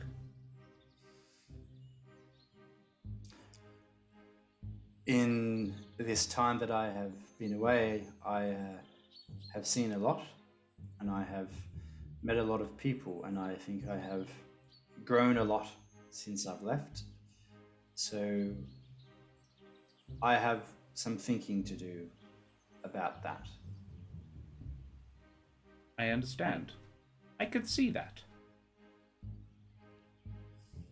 I'm impressed. I kind of cover my red feather. She makes no comment. And I hold my hand there, and I should go see Mother before the ceremony starts proper. Yeah. Thank you for the audience, Grandmother. You're welcome. Thank you for coming. You can also infer that maybe she hopes that you coming might help keep your mum healthy as well. So yeah, I will jump back to the other guys. Yeah. You work the room a little bit, or the large grassy field. But yeah, you're hanging out. Is there anybody you'd specifically like to talk to? Kesh is pumping Greikie for hot goss about Ereq and his Yeah, family. I'll just tell you a story about how it took Ereq longer than any other Corvum to learn to glide. He just kept jumping out the tree and falling on his face. Oof, that's so cute. That's super true. Yeah. You should see him with our goose friend. Sorry, what's the goose? Arthur. No. The species. Not. I know. Gallus. We have a Gallus friend called Arthur, and you should see the two of them glide together. They've got this really cool formation down. It's quite intimidating. Geese being naturally terrifying, and Ereq being moderately scary when he puts his mind to it. Oh, Ereq can't be scary. He's too kind-hearted. Oh, he does this thing where he like sets things on fire. Quite scary. Okay, that changes things somewhat. Wait, isn't he a tender? Isn't that the opposite of what they want to do? To be honest, I never really questioned him too much about it. That's a lie. I know exactly why. You know exactly why. I just kind of assumed question it was like a tender thing. Didn't even think that maybe it was strange he had fire magic. That's a weird one. It's not actually. They control flames is totally something tenders would be able to do. He has a lot more fire offensive magic than most tenders would, but yeah, like he definitely it's not unusual for tenders to have an affinity for flames. Like firefighters, an unusually large proportion of them go on to be pyromaniacs. It just sort of goes with the territory. So I'll just sort of say, I think that. Oh my god, my voice went to some sort of American thing. Rose. Yeah. Granny has been talking to me about trying to get Ereq any corvum on his arm while he's here. You know, it took me a long time to get Miriam. Granny tends to run off anyone she sees as undesirable. Miriam seems like the sort that would resist that kind of attitude. Miriam, Yeah, I think- a combination of clueless and belligerent. I also feel that really Miriam is, well, Granny sees it as the best she's going to get currently. Oof. There's a lot of pressure. I mostly ignored it. It was on, the prime bloodline, Ereq and his brother Wrath, sorry. But Sorry, I don't Amy. I'm going to whisper to Benneck. Benneck, Yeah. weddings are usually a lot more romantic than this. This is weird. Okay, because I I wrote down, I looked at the library before we left at the avium, Hmm. that Right. it was supposed to be like a ceremony of love or something. Yeah, usually. Yeah. I mean, I think these two are in love, but there's so much baggage. You gotta dig Yeah, through it's the just- baggage to get to the love. It's weird, man. It feels like a damp rug, and I wasn't sure if that was just like a real thing, or it's just like that's just how, because they haven't said the what is it called, the vows. Yeah, it so I hasn't really thought- gotten. Here's the thing: humble folk weddings, very different. More dancing. Okay. Everyone should be drunk by now. A lot less drama. Okay, just for Oh. comparison, not as good of food though. Food is better here. I will give them that. we hear Me- this, right? Yeah, yep. He's like, you're I whisper right this, there. but then she these yells. guys do not they don't understand player different I agree. Most humble folk weddings have been much more fun with my friends on the ground. Are the But- ceremonies very long? They can be. It depends how much pomp they want to throw into it. No, But yeah, Miriam Miriam just has thought- promised nothing of the sort as well. Like Miriam has promised something short and sweet. I just thought that Kesh, you might want to play some, tricks on Ereq here. You could just introduce him to as many Corvum females as you can, just to make him really, take the pressure off Miriam and myself, mostly for me, but it could be fun. And Could be fun. Is there anyone in particular? oh, just honestly any that you find. You point out too, I have prepared this. Oh. There is distant, as in distant to the point of not really problematic in terms of getting married, relatives. Samira and Nazira Darkflight would be very acceptable. Pair of... One is quite attractive, the other is a bit more plain, but has a sparkling personality and is actually a really lovely person. The pretty one is dim. Either would be acceptable to Granny, though Samira would be the preferred. You can do with that what you will, Greikie. Yeah, I'll just repeat that to them, point them out, and kind of just also bluntly repeat dim, nice, smart, pretty, and kind of very just not quite nice about it. No. These Right, were did definitely you- shoved under your nose at one point. Yeah. Wow. Trish. This was a matriarchy. This is the weirdest vibes. I don't understand you, bird people. I Would- don't would understand I us be- either, Don't to be get it. honest. Would I be a terrible person for going along with this plan? Yeah. Not really. Don't It's avoid. look, I don't get to see Ereq very often, and as kids there was a bit of banter back and forth. We're just carrying that into the future. Hmm. Furry Pride and Prejudice. Yeah, the other thing is, you know, don't know why there's stories about Benneck eating people, but you know, we can definitely play up on that a little bit. And if there's any kids running nearby, I'm just gonna pick one up and just pass it, like put it in front of Benny. Like, are you hungry? Why would This you- this kid squeals. It's a little Corvan boy. He's probably like 4. He's wearing like shorts and a waistcoat. And he gets put down in front of Benneck and looks up like, I look down. I try and smile, but it's really terrifying. make an intimidation check. I'm like, hello. You got like a handle awful as well, right? You're just like numb. Yeah. He is currently like his breath probably smells a little of dead thing. I was just imagining as he smiles, his jaw unhinges. Yeah. Big, so just like 16. Kid. Look, I'm not going to say he Wisdom cries saving or throw. wets himself or anything, but that's a good idea. I'll do a wisdom save. Oh, actually, he's made of sterner stuff. He just goes, hello. Hi. Lean down, run next to him, and be like, "You'll have a better chance if you run, boy." Okay, and he gets up and runs, I think I'm getting better with screaming, but it's children. like kids screaming like ah, and yeah, off he goes, having a great time. I'm just gonna like expurgate this process a little bit. So, We could fuck around with the NPCs all evening. I know I wrote a whole bunch. I was like, why did I go to so much effort? I could have just given you a wedding to inhabit and left you at it. I hadn't realized Greikie was going to fuck with Ereq so much. So, Ereq, on your way up into the house, you meet Uncle Escrew.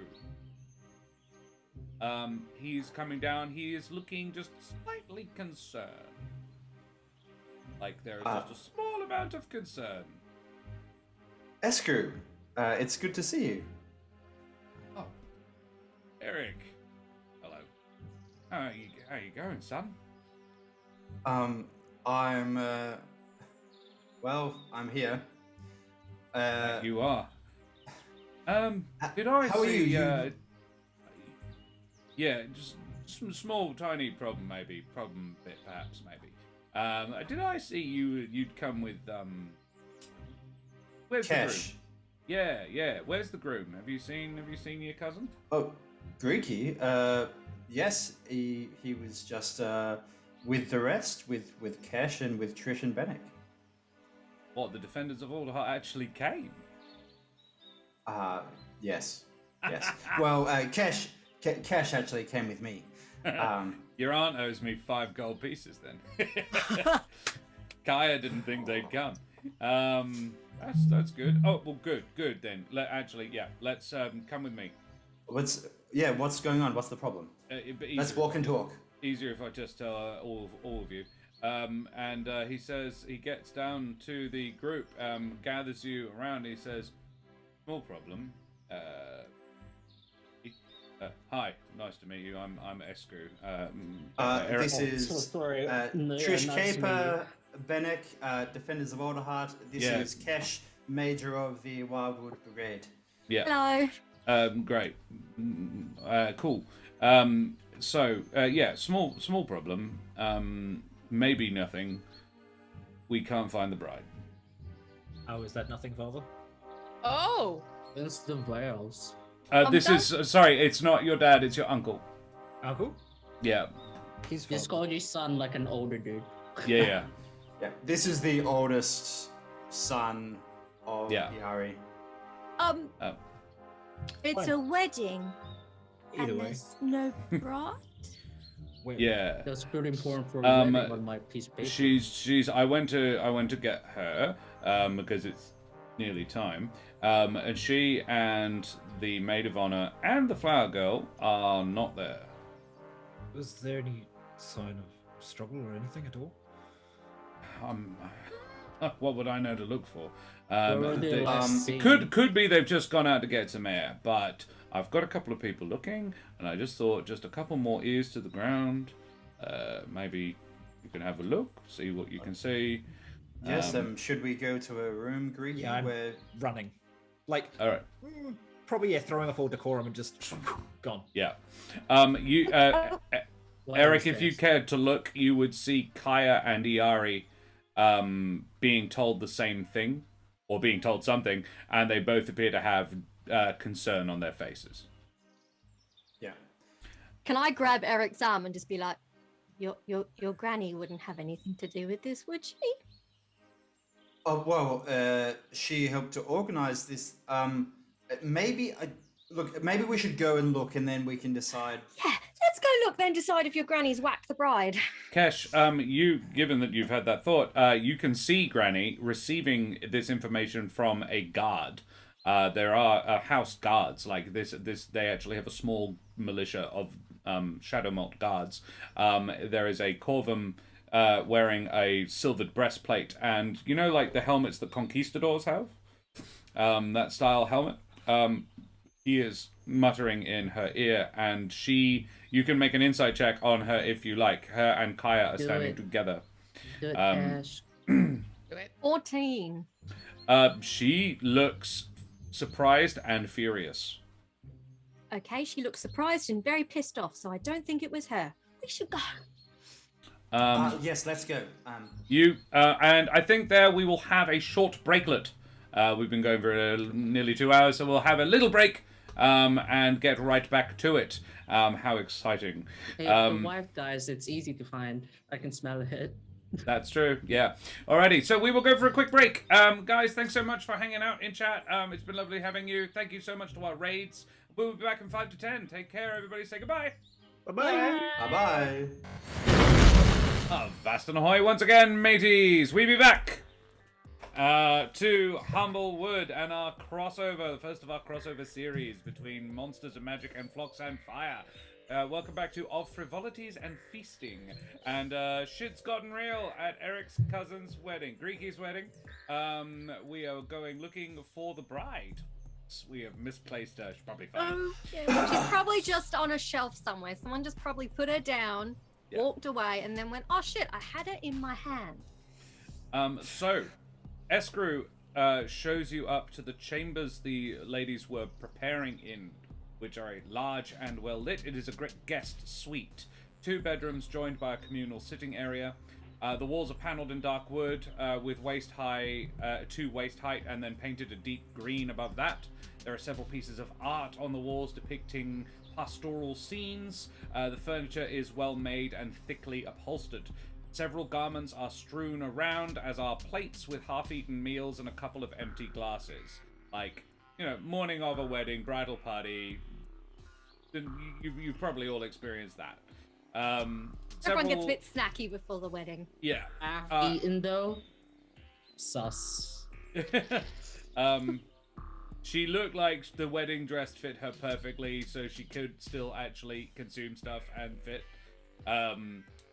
Escrew, just before you all enter, Escrew says, hang on, actually, lad, it's not good luck for you to enter the ladies' waiting room just before. I think it's probably bad luck if there's no wife. He lays like, that's fair. He's got actually, you there. Yeah, no, he does. He What does. if All you right. just like watch from through the door, like don't cross the threshold, because boy, He's like, nah. don't it's mess all with right. luck stuff. No, this is nonsense. We need to find her. Come in. If it is a cold feet issue, then he's the one she needs to talk to. So I hold the door open for Greikie and let him to be the first one in. I would have probably just pushed past at this point, but Yeah, cool. get into like investigation, just looking Very around well. first. Everybody can investigate if they like. Escrew doesn't.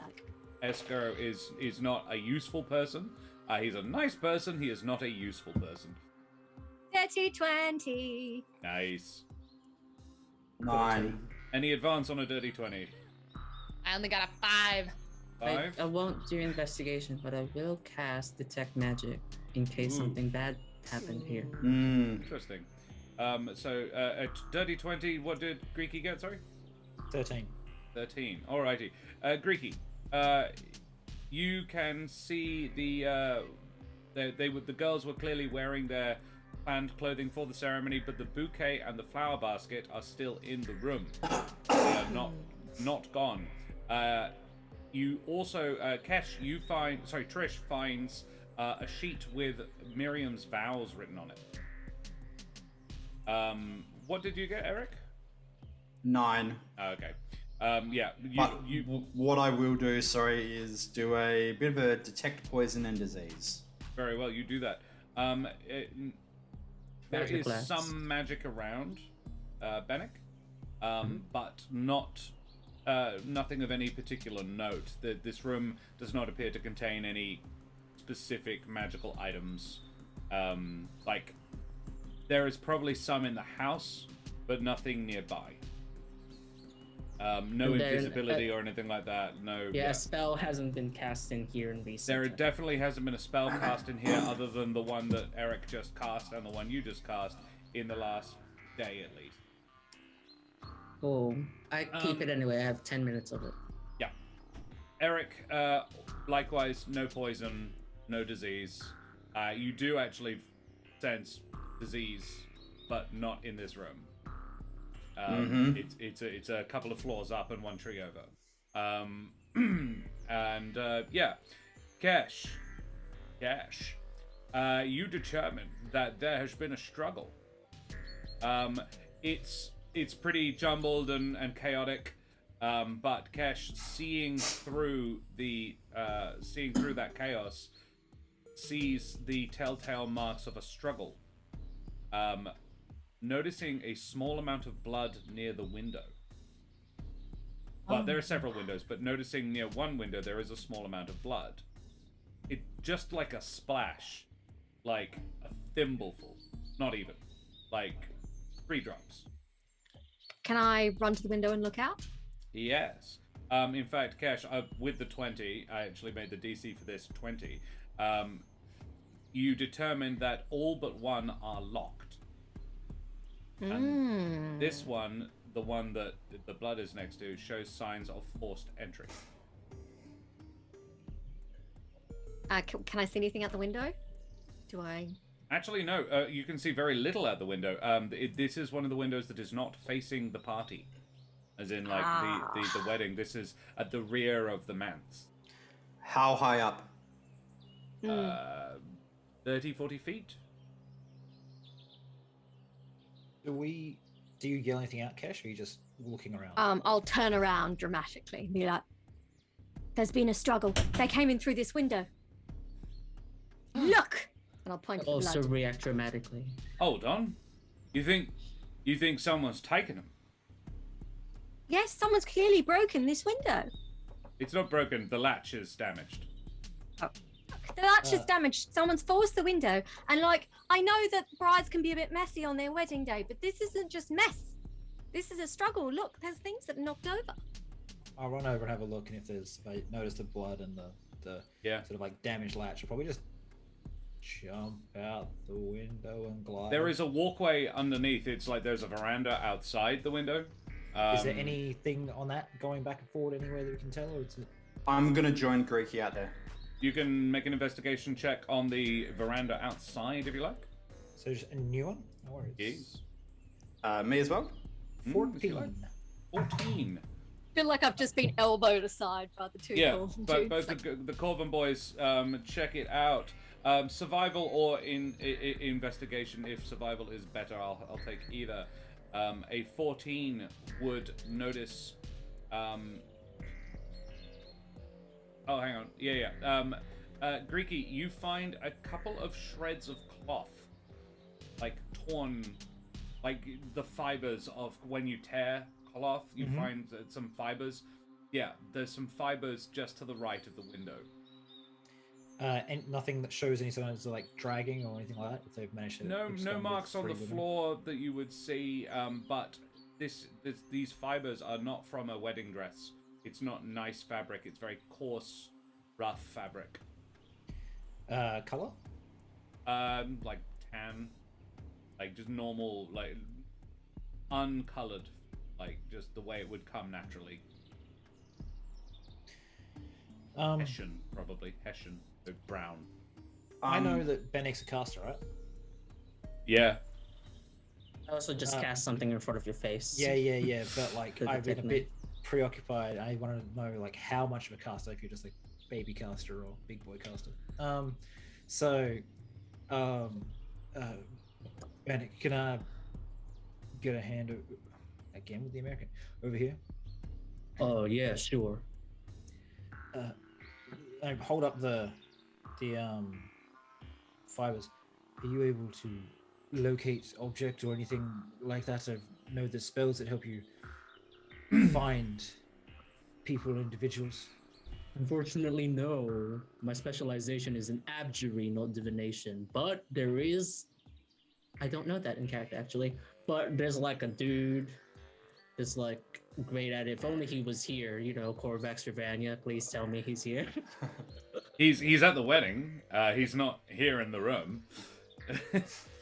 No. Me, who doesn't know much about people, and you... This is Kesh, on the something other that- hand, is an excellent tracker, and at her level up, actually took favored enemy humanoids. So Wow, people? Goddamn. specifically birdfolk and humblefolk. You can pick two, and there are only two in this world. So it worked out quite well for me. Yeah. So would I be able to like do I need to get her scent? What's the deal here? Yeah. Kesh, would, could you come out here, please? You would Kesh is have very good at this. advantage on the survival check to track. Can I hand one of the just a single thread to Benneck and be like, if you know where a diviner is, then could you, or who he is, if there's one that's notable anywhere, he'll be here today. Could you please potentially find them? I mean, I can try. I don't know if he's here. I mean, might as well. Just like, just a cast message and just be like, to Corvax Ravania. Probably it's not gonna work. Hey, Corvax Ravania. You hear about hello, Benneck. Oh, Is what? this What the Benneck? fuck? Yes. Yes, it's me. You're actually here? Sorry, I did not think this was gonna work. Yes, I am at the wedding. What do you want? You're all like all-knowing and shit. Do you know what's happening right now? I'm off the clock. Nah, shit. That's fair. What is happening now? If I bring you a piece of like cloth, can you like tell me which direction? Just between us, the bride's missing, and we're trying to find her. Oh, I will have a Don't look react. for her. Don't No. react though. This is like in your yeah. Benneck, this is me. Yeah, I know you have like such a good poker face. I swear you cheat though, with your Of divination. course I cheat. Only suckers play by the rules. It's unbelievable. Anyway, if I bring you, where are you? Benneck, he would actually say, I don't cheat. I only play the games I will win. That's suspicious using your future sight powers. That's not fair. You hear like a mental laughter and say, the one you are looking for, they are heading north.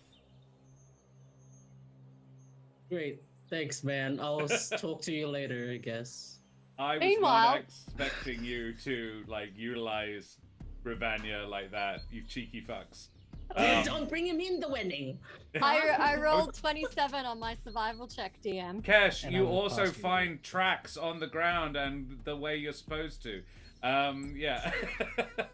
You find like a couple of scuff marks that like this is a well-walked but just a couple of scuff marks that were clearly made by a different quality of boot.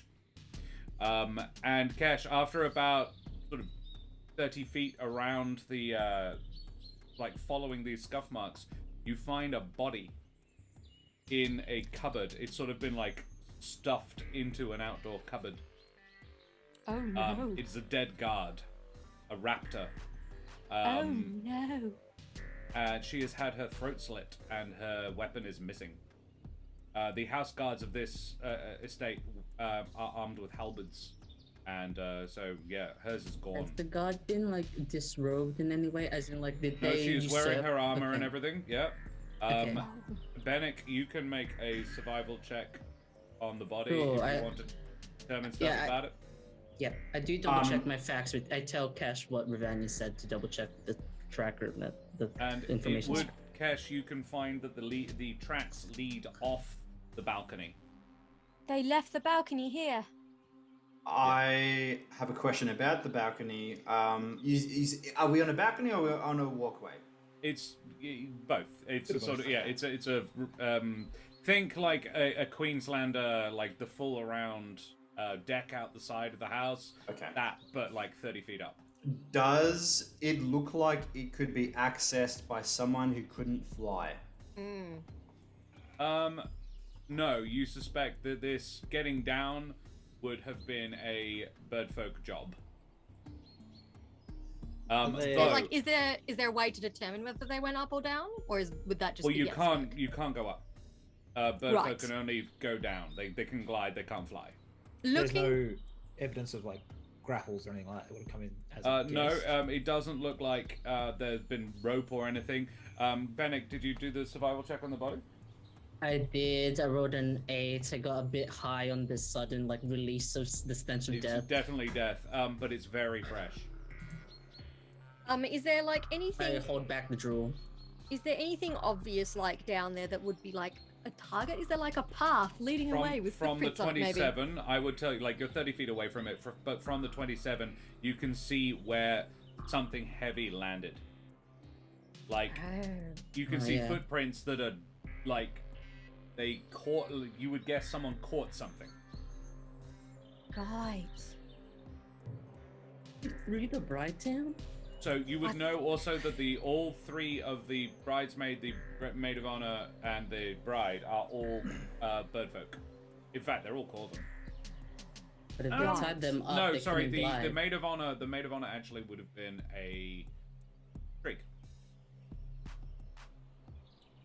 Right. They went down there. Looks like they threw something off. Not to alarm anyone. How hard is it to glide with another person? Thinking the same thing. 'Cause I'm about to grab Trish and jump. Not Trish, Kesh yeah. and jump because she's a tracker. Trish and Kesh have. Trish has, I think. Did you ride with Benneck? I had haven't it. previously, but When we jumped off the necromancy tower in Did you the cast avian, that was Featherfall on her? Featherfall assisted. Yeah. Yeah, you can't. If it was a Jobeen, yes, Mapatch are about the same size as Corvums. I don't have that prepared today. I And- believe I have a rope. I can just climb. It's only down. 30 feet, and a rope would definitely do the job. It's the matter of like 15 seconds to get down. You can probably Right. parkour down. Yeah. Yeah, I'll tie a rope up to the balcony and just fucking The abseil. three I'll bird just- boys I'll just can jump, glide, yeah. and the two Mapatch girls can rappel down almost as quickly.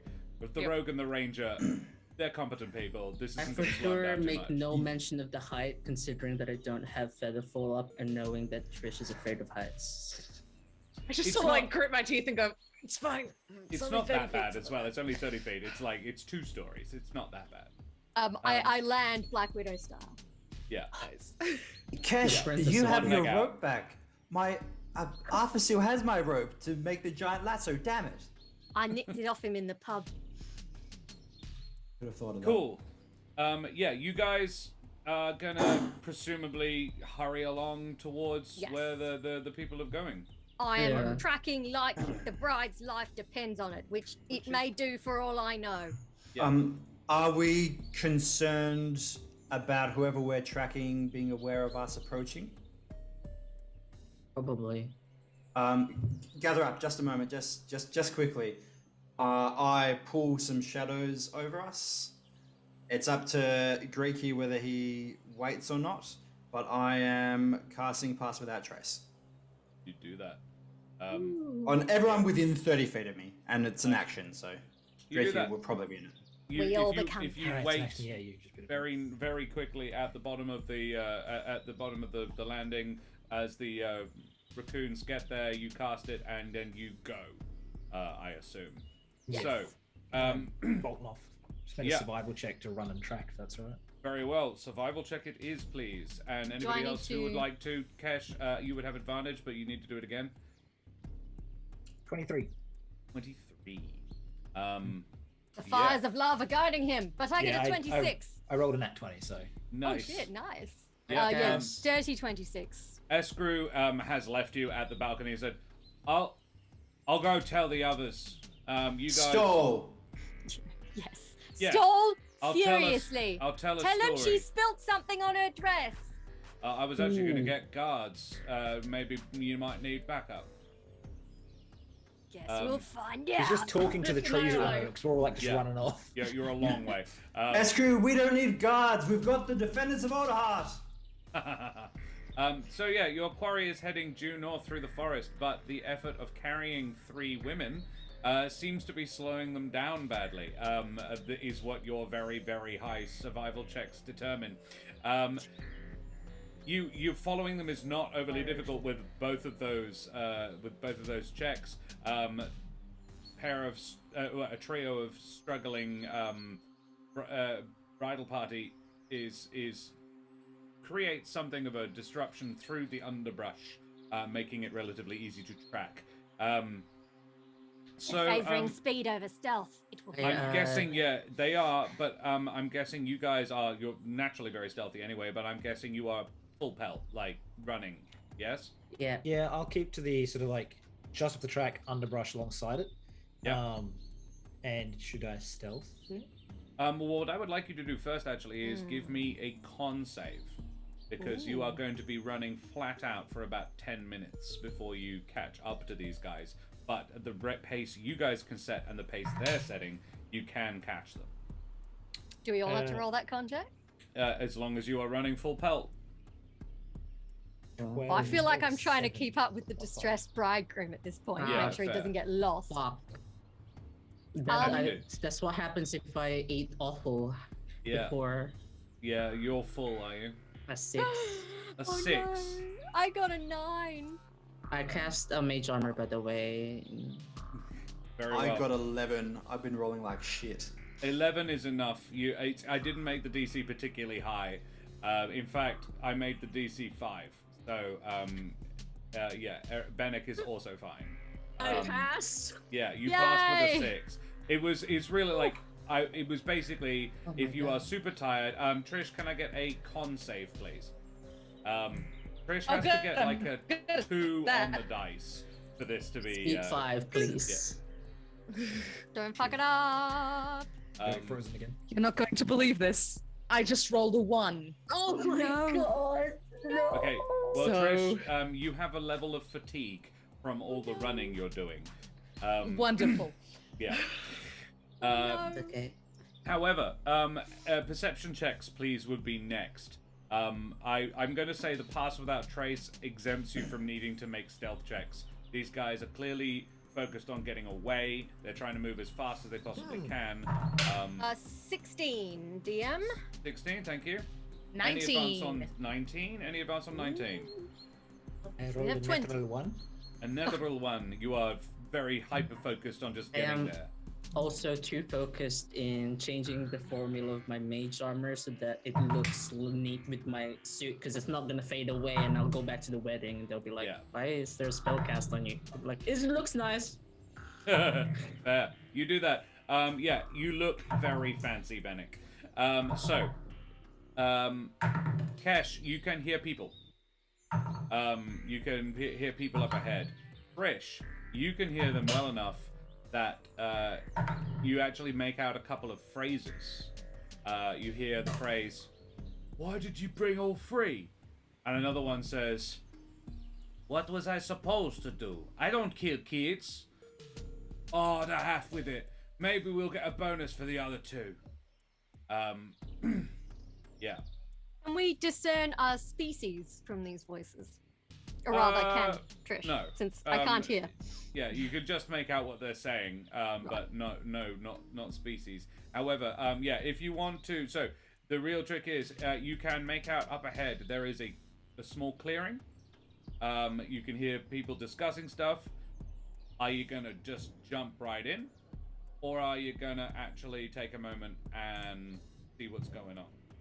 Kesh would like to take a moment, so if the bridegroom is going ahead, she's gonna grab the back of his. So, I'm Greikie. very imperceptive. I imagine she's just yanked me off my feet because I'm running full tilt. So how strong are you? Not question. particularly. I will valiantly Can we attempt do an to stop the. opposed strength check just to see Yeah. if I stop or she gets dragged? Absolutely. Because this seems like fun. Well, I got a 13, which isn't the worst I could have got. So I got a 15 or 15 no. actually, because you dropped that T in that accent. Yeah. oh yeah. no. So, yeah, Greikie, I would say you feel it, but you don't start. Yeah. And you blunder into the clearing, or would you you would definitely it's not like How? Because if I was out in front, how close would I be to the edge of the clearing when I got grabbed? well you would be. I'm happy to say you would be far enough from it that you could stop of your own free will if you felt the grab. It would maybe bring you up close, make you bring you up short and go like, oh, there, here we are. You can stop if you want to. If you think Greikie would. I will. Because for all I know, just being grabbed from behind. All right, yeah, I'll stop with a what? Just go barreling in there. You gotta be more sneaky like. And I would like to sneak up Clearing, and how am I going to be sneaky? watch and learn, idiot. And I'm gonna sneak up and try and spy on the clearing. Stealth check. Hey, that's my cousin, idiot. Am I stealthing with? I'm stealthing with advantage. You are stealthing with a plus 10, Plus not with 10. advantage, just with a plus 10. Is any of the I- clearing in dim light at all? No, it's quite brightly lit. That's the whole point of a clearing, is that the sun Yeah, can get to but it. maybe it's like a moonlit wedding. 23 to I stealth want- forward. I want to join Kesh. I use my hidey hood to turn invisible. Yeah, you have advantage on this as well then. Did Yeah. we bring our shit? I follow as well, which means I've got 26 to stealth. Very nice. Yeah, I'm gonna happily say that you have all your shit. Just because it would be mean of you to say, no shit for you, come back one I year. was like, I would at least bring Susan's dagger because it's so It's fancy. tiny already, and it's also Yeah. fancy. Yeah, it's pretty fancy. The lightsaber. I'm not sure if I would have my longbow though. Probably not your longbow. I'm saying No, that I'll have the Kesh, dagger. I'm saying that Trish has her staff because it's her whole thing. I would say Kesh, you would have one of your weapons. We Yeah, did we- discuss Kesh coming in heavily armed. Yeah. In the dress, like, hey. She definitely said she would I'm have a so- sword. I don't know whether or not she has her longbow. Is the trick the fang bow, the magical The fang bow longbow is that she pretty made. cool and impressive. Ereq Yeah. did specifically mention the longbow, but I don't know Yeah. what she ended up doing. I I have think no she would have issue the with you having longbow it. and probably like a dagger hidden somewhere. Right. Cool. Yeah. Ereq got with advantage, with a 3 and a 5, 21. At plus 10. Yeah. Add plus 10, With the yeah. plus, yeah. So you did the worst of the three of you, but yeah, It's still you're just not particularly okay. good at moving stealthy through the forest. Like, I look at actually, Trish like, is that the plan? I guess. Yeah. Fuck it. you guys can stealth up as well if you like. Let's. You have plus 10 too. Not that I needed um, it. 29. I am very Nice. excited at the prospect of death. So that is a 31. Sorry, that's actually way more than that. 34. Holy shit. I love pass without trace. Benneck just evaporates into the Yeah. air. I like that the loudest of you is the invisible one. Yeah, I think you're probably relying too much on the hood, Ereq. So, Guys, you can see the kidnappers are gathered in an oblong clearing about 60 feet wide and 40 foot across. So 40 feet across from you. There are about a dozen of them. 3 are dressed in the uniforms of house guards with silvered breastplates and feathered plumes. They are the only bird folk. The rest are more rough and ready looking bunch of humble folk. They are all clustered around a carriage bearing the livery of the Shadow Malt clan. It is pulled by a pair of giant beetles. Atop the carriage is a burly hedge who seems to be giving orders. One of the birdfolk guards is in the driver's seat. The others are helping load a struggling strig woman into the back of the carriage as you watch. The road heads off to the northeast. Do I recognize any of these humble folk from my time around town? Make me a history check. Especially since I tend to visit the rough place. Absolutely. Good god damn it. 9. No. However, you can make a separate check about the birdfolk guards. Sure. Because you live here. Live there, yeah. You've been around the house enough. 13. You don't recognize any of them either. And there's not that many of them. There is like a dozen guards. So wait, you said 3 were wearing guard uniforms, but there's a 3 of dozen. them are birdfolk guards, a strig, a raptor, and a gallus. The gallus is on the cart. And you don't recognize any of them. Okay. When I'm within 30 feet, I'm going to kill. I'm gonna basically give you have about 15 seconds before they've finished loading up this last person. And then you think they're probably gonna bugger off. Yeah, So you have about 15 seconds to do whatever sneaky sneak you're gonna do. The circumference from where you are, if you're gonna remain undercover, around to the carriage is about 60 feet to remain undercover in either direction. So what I do is while they're all sort of going straight at it, I'll go sort of off to the side of it so I can stealth out till I'm 30 feet aside, or 25, whatever you want to call it, because it's 40 feet in from the edge, right? And then I'm gonna go probably punch the driver in the face. And power word kill. Yeah. Power word punch. Yeah, so I'll just incoherent squawking, and I'll run forward and throw a couple punches. I'll slip on the knuckle dusters.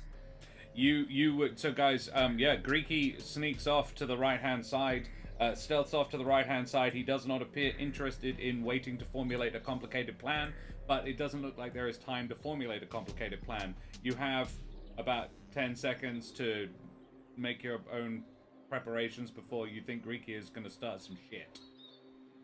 Can I see anyone inside the carriage?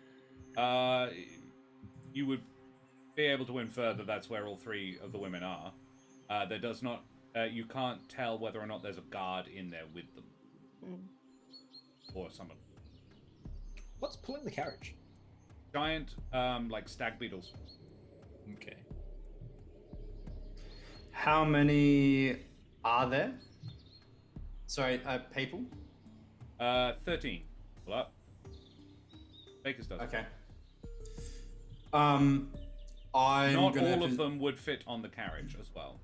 The carriage would take no more than 4. The bridesmaids and the bride. Yes. Yeah. Sort of Gonna the have a feast tonight. guards and bandits are number 13. Yeah. Okay. So, guys, what are we gonna do? Trish? I'm gonna click my speedy boots. Operation Pow! Dependence of Alderheart gotta go fast. I also cast haste on myself. Yep. You do that. Make that for me too. If only at level 4. Yeah. I can cast on both of us. I would like to Hunter's Mark the bride. Nice.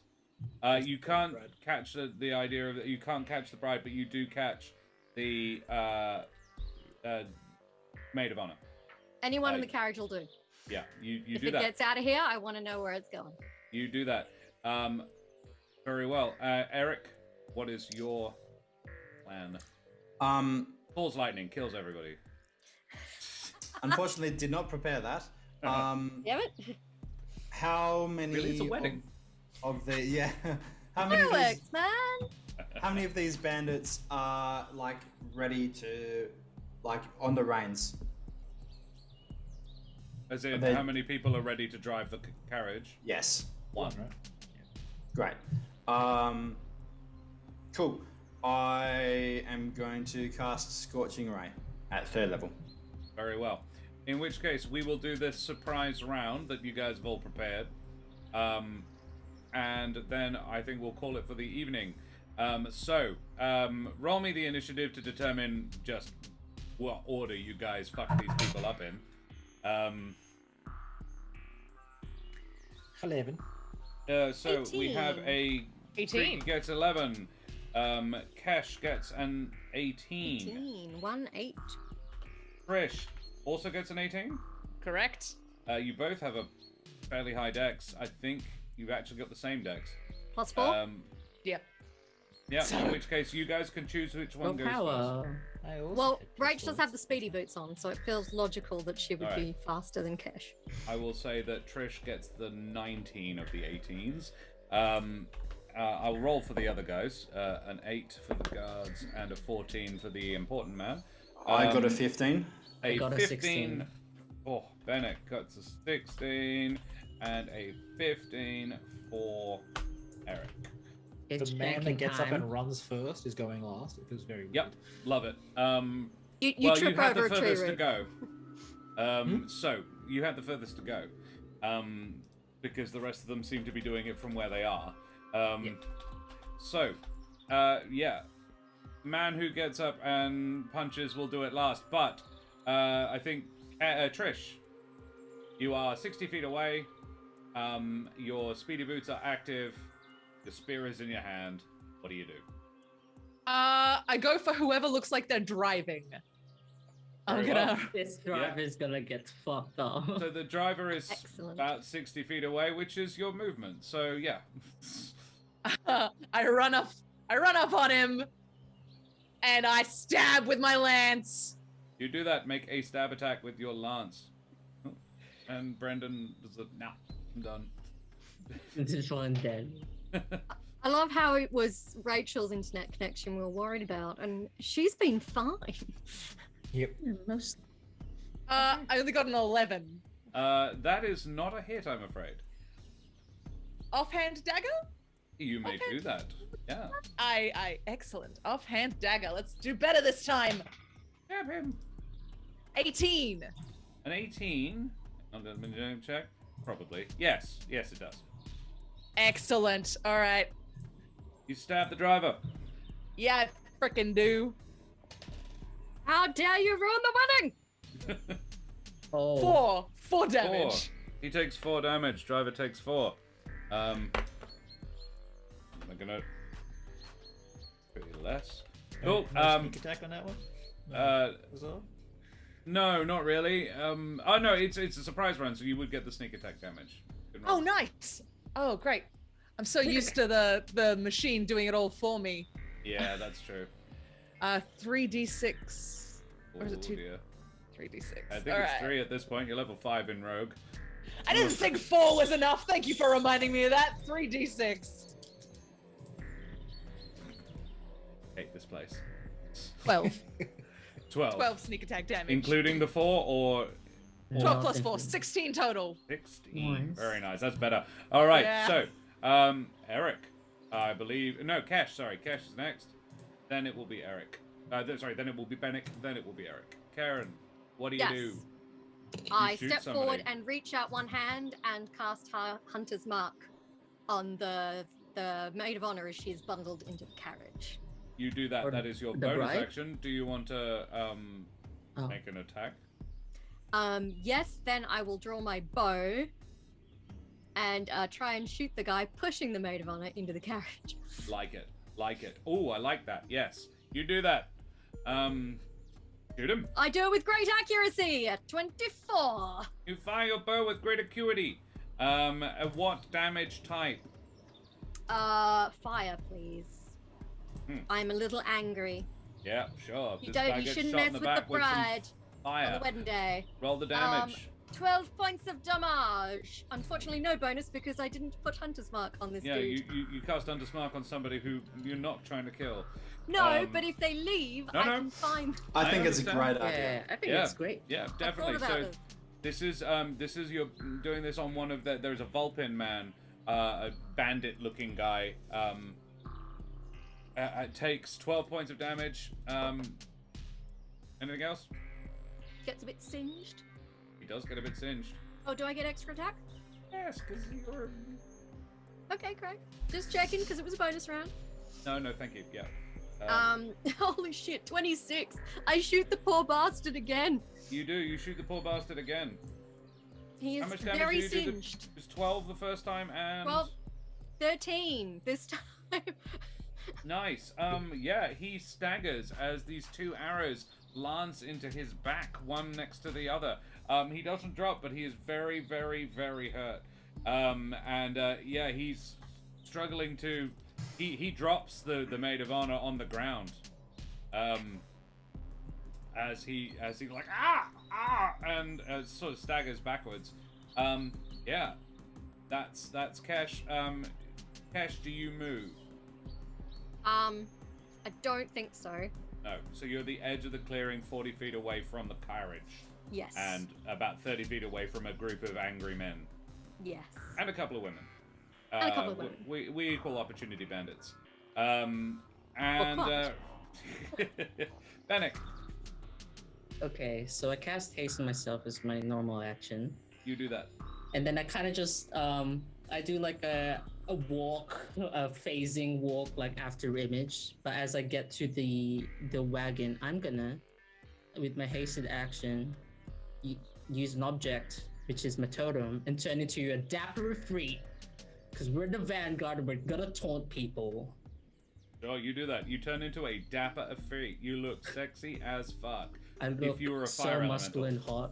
you are. And then I speak, but it's in Ignan. And But it's I'm a bit hoping it's scary intimidating. enough that they're like, oh my god! I will give Ereq, you... I think, is slightly attracted. Nice. Cool. Well, there you do that. go.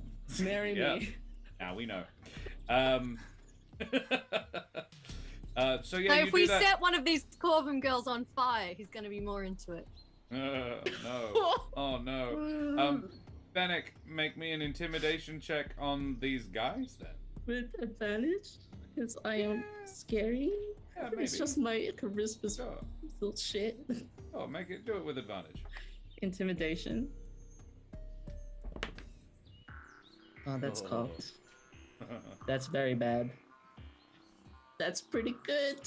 19 minus 1, 18. Nice. Yeah, they did this opposed. They got a 19 on the a 17 plus 2. So they're sort of like, yeah, they regard you with respect but not fear.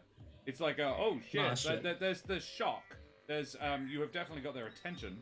I guess I'm gonna have to kill you now. I say in ignorance, just like,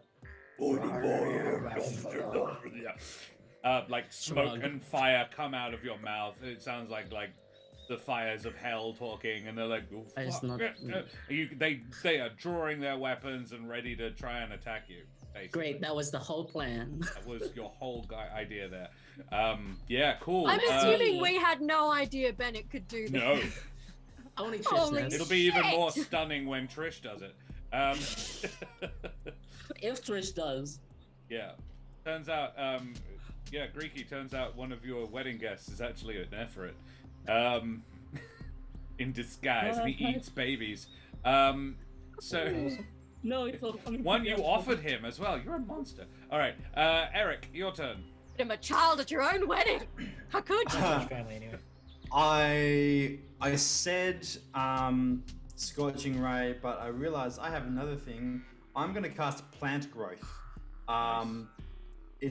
It's a 100-foot radius. I want the plants to kind of wrap around the wheels of the carriage, as well as the feet of the beasts. I can also a creature moving through the area must spend 4 feet of movement for every 1 foot it moves, and I can exclude one or more areas of any size within the spell's area from being affected. So I'm going to exclude a 5-foot radius around each of us, as well as I can see very clearly the Greikie's path. So I'm going to leave him an aisle. Sure. Thank yeah. you. You do that. So basically everything is difficult terrain? Yep. More than that. It is Doubly double effective. Yeah. Difficult terrain. Right, 4 really instead of difficult 2. terrain. Yeah, cool. Yeah. Awesome. A couple of them have something that negates part of that, but the rest of them, yeah, that's cool. Awesome. Good job. That's really cool. Greikie, you would see... Can you describe how you cast this? Like, Ereq, what do you look like when you're casting this? My This red feather stops your invisibility as well. Yep, that's fine. My red feather is going to glow. My eyes look like little fires. And there's fire at my fingertips as I kind of beckon the grass to grow underneath us. Greikie, I think you might see that. You notice it's happening, and then you look back at your sort of companions, and you see your cousin standing at the edge of the tree line with his hood up, but now he's visible, with his part of his face and his eyes and his claws are glowing. You can do with that what you will. And then you punch a guy. Yep. So I'm in range to go punch. Pow, pow, pow. Yeah, definitely. Cool. First attack. Who are you punching? Sorry, the guy driving the Driver. carriage. That's not great. That's an 11. That misses. Second attack. Yeah, he's already been stabbed by Trish, so yeah, he's flanked. Being stabbed, being punched. And he's reeling, so when you come around the other side and punch him in the head, he's already sort of like, oh no, and the fist goes over his head. Yeah, I'm just Second going to run up and throw a straight punch and a knee at the same time. It'll be 26 on the second one. The knee does catch him. Yeah, he ducks under it, and then you knee him in the face. Roll damage. Cool. I'm going to add pushing attack. So you have to make a strength save, please. That's a 2 on the dice. Props. Yeah, that's not going to He be is the DC. very 15. strong, but no. Okay, so it becomes... I hate that my boom arm is right in the way. That plus that roll. 17 points of damage, and he's launched a number of feet backwards, 15 feet. He away. lands on his head, and you hear this sort of dull crunch as his neck snaps. You knee this guy in the face so hard, he flies out of the chair and lands upside down, like on his shoulders, and you hear this crack as this birdfolk's neck snaps. This guy is wearing your house's livery, but you do not recognize it. And I think we'll leave it there. I have a little bit more to do with my turn. Just wait one second. What, horrifically murdering this dude wasn't enough? No, I just want to ask, what the giant beetle or beetles? There's 4. 1, 2, 4. What are they Like a harnessed train, to this like cart horses. with? Same way, like straps and a... Like the beam that goes down the middle, and then it's got I'm the... trying to remember what it's called, but yes, that. I'm just gonna drop down and try to break that. Can I just punch the ever-loving shit out of it? Oh, you, like, action surging or something? Well, I've got a bonus attack punch to start with. Oh, okay. And then if Yeah, I you need can to do that action if you surge, I like. can action surge. So, just you know, 20 to hit. Look, I mean, you it's really an inanimate shouldn't. object, yes. You really shouldn't kidnap a guy's bride. It's just rude. 6 damage so far. Sure. Is a crack at all? You definitely make a nasty dent in it, but it's not broken. There is no driver right now, and I'm now between it, so Yeah. we'll just leave it there for now. Yeah. Okay. I'm watching my cousin doing all of this punching and kneeing and stuff, and I'm thinking to myself, that's not very shadow multi. Not at all. I think Cool. it's quite impressive, actually. It's Yeah, pretty cool. Trish but is it's- impressed. Trish saw that shit and was like, "Oh damn, all right." Like Whoa, Trish stabbed a man. guy and he was like, ah, and then this guy just broke him. Sent his Um, body just like cartwheeling off the cart. Ragdolling, yeah. Yeah. Yes, the physics engine had fun with that one. So, I think we'll leave it there, ladies and gents. That was a fun and entertaining wedding. Who doesn't love a bit of a fight at a wedding? Amazing wedding. Yeah. Look, if it hadn't happened like this, it just would have been some of the cousins getting into a stoush after the toasts. And Katrina's like, I Exactly. love weddings, but in Ignan. Okay. Well. Yes, at the end of this two-shot, someone has to look into camera and say, I love a good wedding. It's the 4 funerals after it that. So. It's you. already won. Yeah, True. I would like to thank everybody for watching and playing. I'd like to thank the Deck of Many and the Hit Point Press for the great work on the source book. Serum, our redoubtable tech, who's not teching today, but he's a great guy and he gives me shit if I don't. I'd like to thank Breepai and Daria, our wonderful artists. Ereq and Kesh are Breepai work, and No, other way around. Daria. Other round, That's one. Daria work. And the other 2 are Breepai work. And all cool and groovy. And what I think is really awesome about it is that Daria and Breepai both managed to nail the feeling of the Humblewood. But so it's unique and different, but also very still, they are clearly of the same world. Which is really fun for me. Our fabulous sponsors for the last couple of seasons of Flux and Fire, Wood and Forge, purveyors of WA's finest handcrafted wooden tabletop accessories. I've been rolling in one of their rolling trays this evening, getting some really atrocious rolls for the enemies. Karen has been doing some very fine work with Kesh there. So yeah, you can check them out at woodenforge.com. Check out their gorgeous new Australian Chewit Heartwood dice trays and their Christmas deal, a dice tray and adventure chest combo. Head on over for crazy savings. I'm not sure if code Humble3 still works, but you can try. Now, as always, we like to get some favorite moments from the season. This is something we've inherited and borrowed and stolen from the dreaded GM. It's really empowering and nice. So yeah, we like to talk about what we all did well. So please, if you have some, throw them up in chat. We love to see what you guys think we did good. I'm just going to make sure that the music isn't too friggin' loud. This is the Avenous rock music that I like to put on at the end. Let's just drop that down You a have little bit. never put this on for us. Left out. What I'm did we- amazed by it. It's amazing. I cannot stop grooving to the Yeah. beat. Good. This was on in the Magical Forge at the Avium, and the guys were like, "This is good. This is good. This is what they made their magic items to." So This is what Rusty listens to. yeah. The Oh, No, what was the not band Rusty. name? Yes. no. Ripped apart by badgers. Ripped apart by badgers. Love it. This is what it's not Rusty. It's the Professor Varus, Minkus Varus. Oh yeah, sorry. Yeah. The enchantment guy, not the Yeah, war the guy. map hatch. Hello there, I'm Minkus Varus. Yeah. So, guys, who wants to go first with their favorite moments? Don't all jump at once. This is Nova's first time on the stream. Shall we subject him to favorite moments first? Yeah. Put me last. Put me last. You can go last with your own favorite self moment, but we will all say nice things about you first. I think. Let's say nice things about Greikie. I really. Oh, you go first. No, Rach, go for it. I really loved how as soon as his wife was kidnapped, he was like, fuck everything else, I'm just gonna go. It said so much about his character. He's like, I'm in love and I need to save her. It was great. I loved it. I would say this is more of a Nova thing than a Greikie thing, but I was really impressed.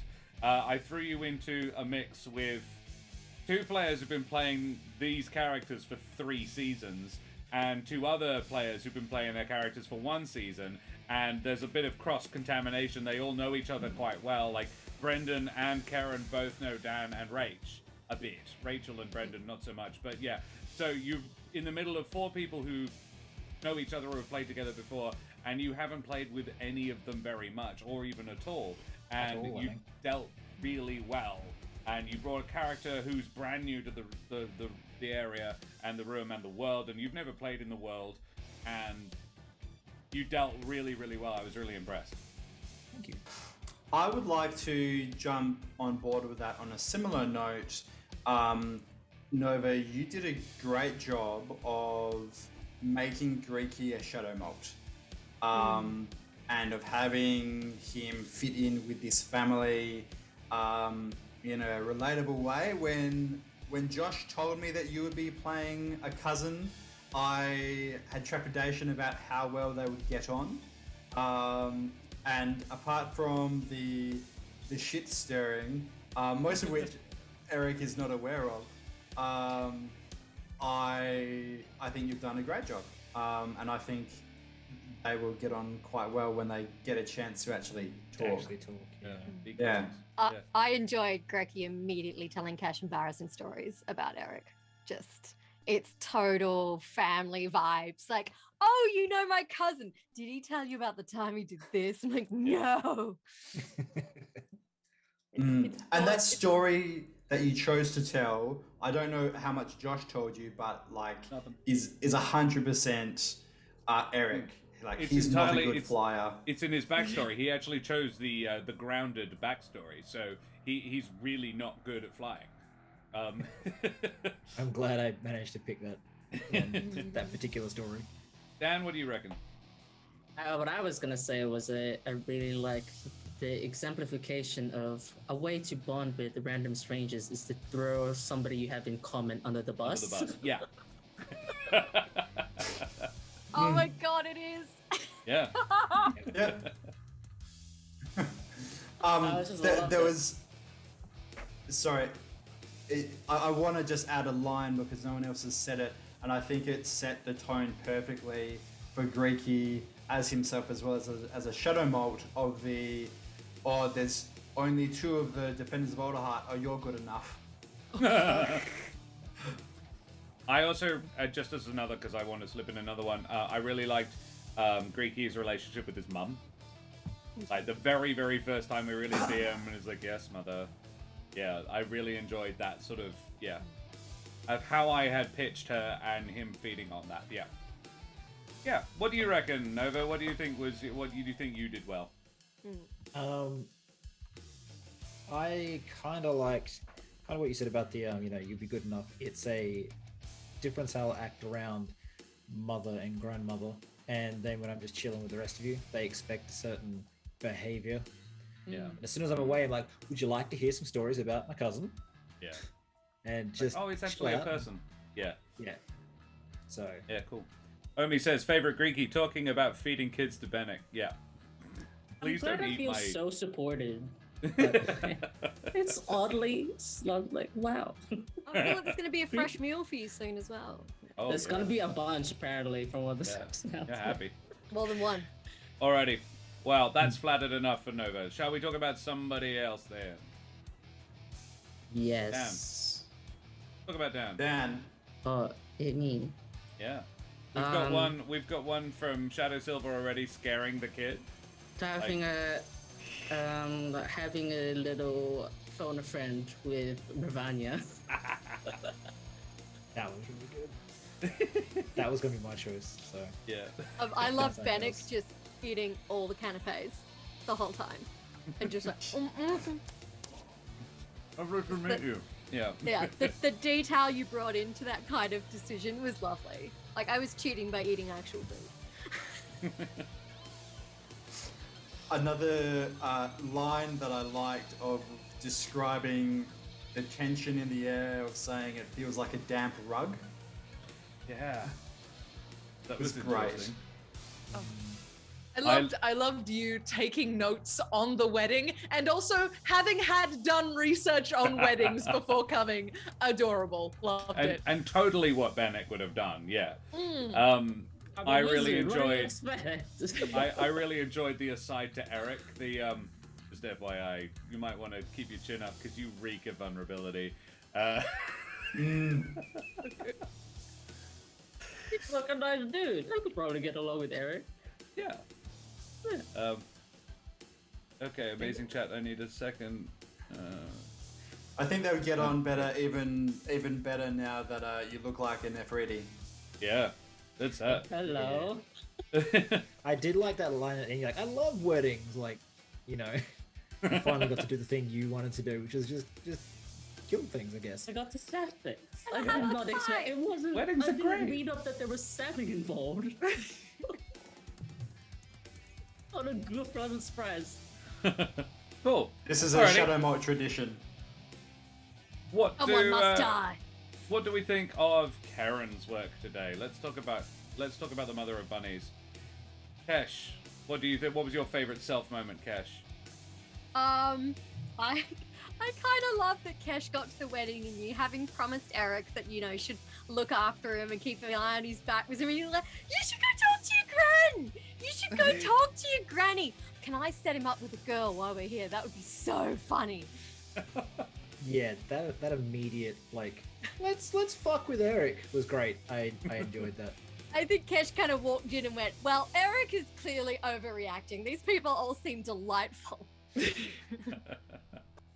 I liked oh no, I just had it, it's now just escaped. I like the idea that you're really adamant, aside from the like immediate like, I guess I'm just fucking with literally everything inside. The adamant like idea that you were like, you know, you told me you needed me for a distraction. That's what I'm doing. That's what you Very said. distracting. I yeah. have no responsibility in all this fucking around. It's all you. I'm wearing sparkly stuff. Pay attention to me. Oh God, that is me. Favorite Karen actually hitting something, even did it twice. Hey, Omi. Oh me. Shots fired. She did like half the damage to Scarps last session, and she was the only person who hit him. Leave her alone. She's sometimes good. Sometimes I'm good. Sometimes I roll 2 double ones. Dog shit. Yeah. in a single- Yeah. Nat 1 with advantage was impressive. Ooh, that shouldn't be allowed. You should get an automatic reroll. I enjoyed the awkwardness of the introductions generally, but yeah, Kesh and then Ereq taking it upon themselves, like, yeah, all of you did it really, really well. But yeah, Kesh not really knowing where to pitch herself, like, she's the only person who isn't a celebrity or a family member. And yeah, I'm a +1 and that's okay too. I really enjoyed, yeah, Kesh leaning in heavily on the, I'm a +1, I actually don't have as much riding on me as everybody else. It doesn't matter if everyone thinks I'm weird. I just get to leave. Lucky you. The first thing that I was going to say was immediately getting on board with fucking with Ereq and setting him up. That was fun. But then I guess it's obvious to anyone who's watched our stream, but the relatively subtle, your part in the conversation of, hey, isn't Ereq a tender? Why is he using lots of fire magic? That's weird. And Kesh's response of saying, oh, yeah, I don't know. That's really weird. I've got no idea. And of keeping Ereq's secret was very cool. Guys, like, I know nothing. I saw nothing. Got your back, bro. I also really liked the way she dealt with the discoveries, like finding the important stuff in the room, like the blood splatter and everything. That was good. I was gonna say, yeah, I loved this seamless transition from just absolutely fucking around during the wedding, but then when stuff got serious, just like, I'm a tracker, I know what I'm doing, I'm fucking competent. It was beautiful, loved it. Bishop Blood, that was an excellent moment. It was an Ereq moment, and we will get to it. In fact, I think we're there now. So let's talk about favorite. I'd just like Dan. to add. Yeah. I'd just like to add on top of the crime scene, the choice of being like dramatically turning around after discovering the blood and be like, it's Along with kind the of Black Widow like, oh landing, no. All it needed was a removing the sunglasses and Yeah. a pun. Ow! There's blood on the windowsill. It looks like there's been a murder. Well, you know what they say. Weddings really take it out of the bride. Jesus. Ow! Ding, ding, ding. Yeah. Okay. Anyway, yes. So, Ereq. We already have one from chat. You'll probably be the only map patch here. Oh my god, Kesh! You guys all did that so freaking well. It was a brilliant set it up and knock them down. That was excellent work from all three of you. Your tail is so fluffy! Yes. Excellent. Yeah, Let's say nice things about Ereq. I did enjoy Ereq trying to like casually cover up his red feather in front of his granny. Like, that's nice, Grandma. Don't look at my feather. You may or may not have noticed. she definitely did. We know she did. Yeah, This is Granny Shadowmoth. she doesn't miss anything. She sees everything. You know Ravania? She's worse. Oh no, she's oh god. That's not canon. That's not necessarily canon. She is like, some has magic powers. training. She has powers. She has some magic training. She's not that high level wizard though. Yeah. My favorite Ereq was definitely my favorite Ereq was definitely the chat with Granny. Was the dropping the your mother isn't well, and because of what you've told me about her and what you've told me about what Ereq thinks of her, getting to play that and play against it, or at least try to play against it, was really, really fun and gave her more depth. Oh no, he's frozen. Oh, no. Yes, I'm back. Oh, he's back. Oh. Back. I was very concerned. No. Yeah. Okay, it's fine. All right, Nova, please carry on. I was actually going to sort of say that one, but what happened right before it is also just as good, when he was, valiantly trying to not have to go talk to his grandmother, not get dragged into family stuff, and the first thing that happens is he sort of gets dragged straight into family stuff. He sort of never really gave up how skeptical he was about everything everyone was doing, which was good. Yeah. My favorite Ereq moment. I was quiet because I had to double check, but just our two characters meeting, the -1 charisma people being like, hey, hi, yeah, and then like shake hands after, like it's already like long past. Oh, that's right. Yeah, it's Trish and Kesh. The two map edge girls bring their socially awkward wizard boyfriend to the party. Oh, Kesh has no bonuses to charisma. Thank you. In fact, the only one of you who does is Rachel. Yeah, because I got neg 1 as well. I'm at 8 Yeah. charisma. Bunch of deeply uncharismatic people. Carrying the Trish is- team. Yeah. I really liked you when Trish was shit talking your family and the way you do things. You were just like, oh yeah, no, it's weird. I don't like it either. It's fucked. That was fun. You could have been offended, but you were like, no, I recognize it. This is fucking weird. Family's messed up, yo. Yeah, there's a reason why I left. I guess.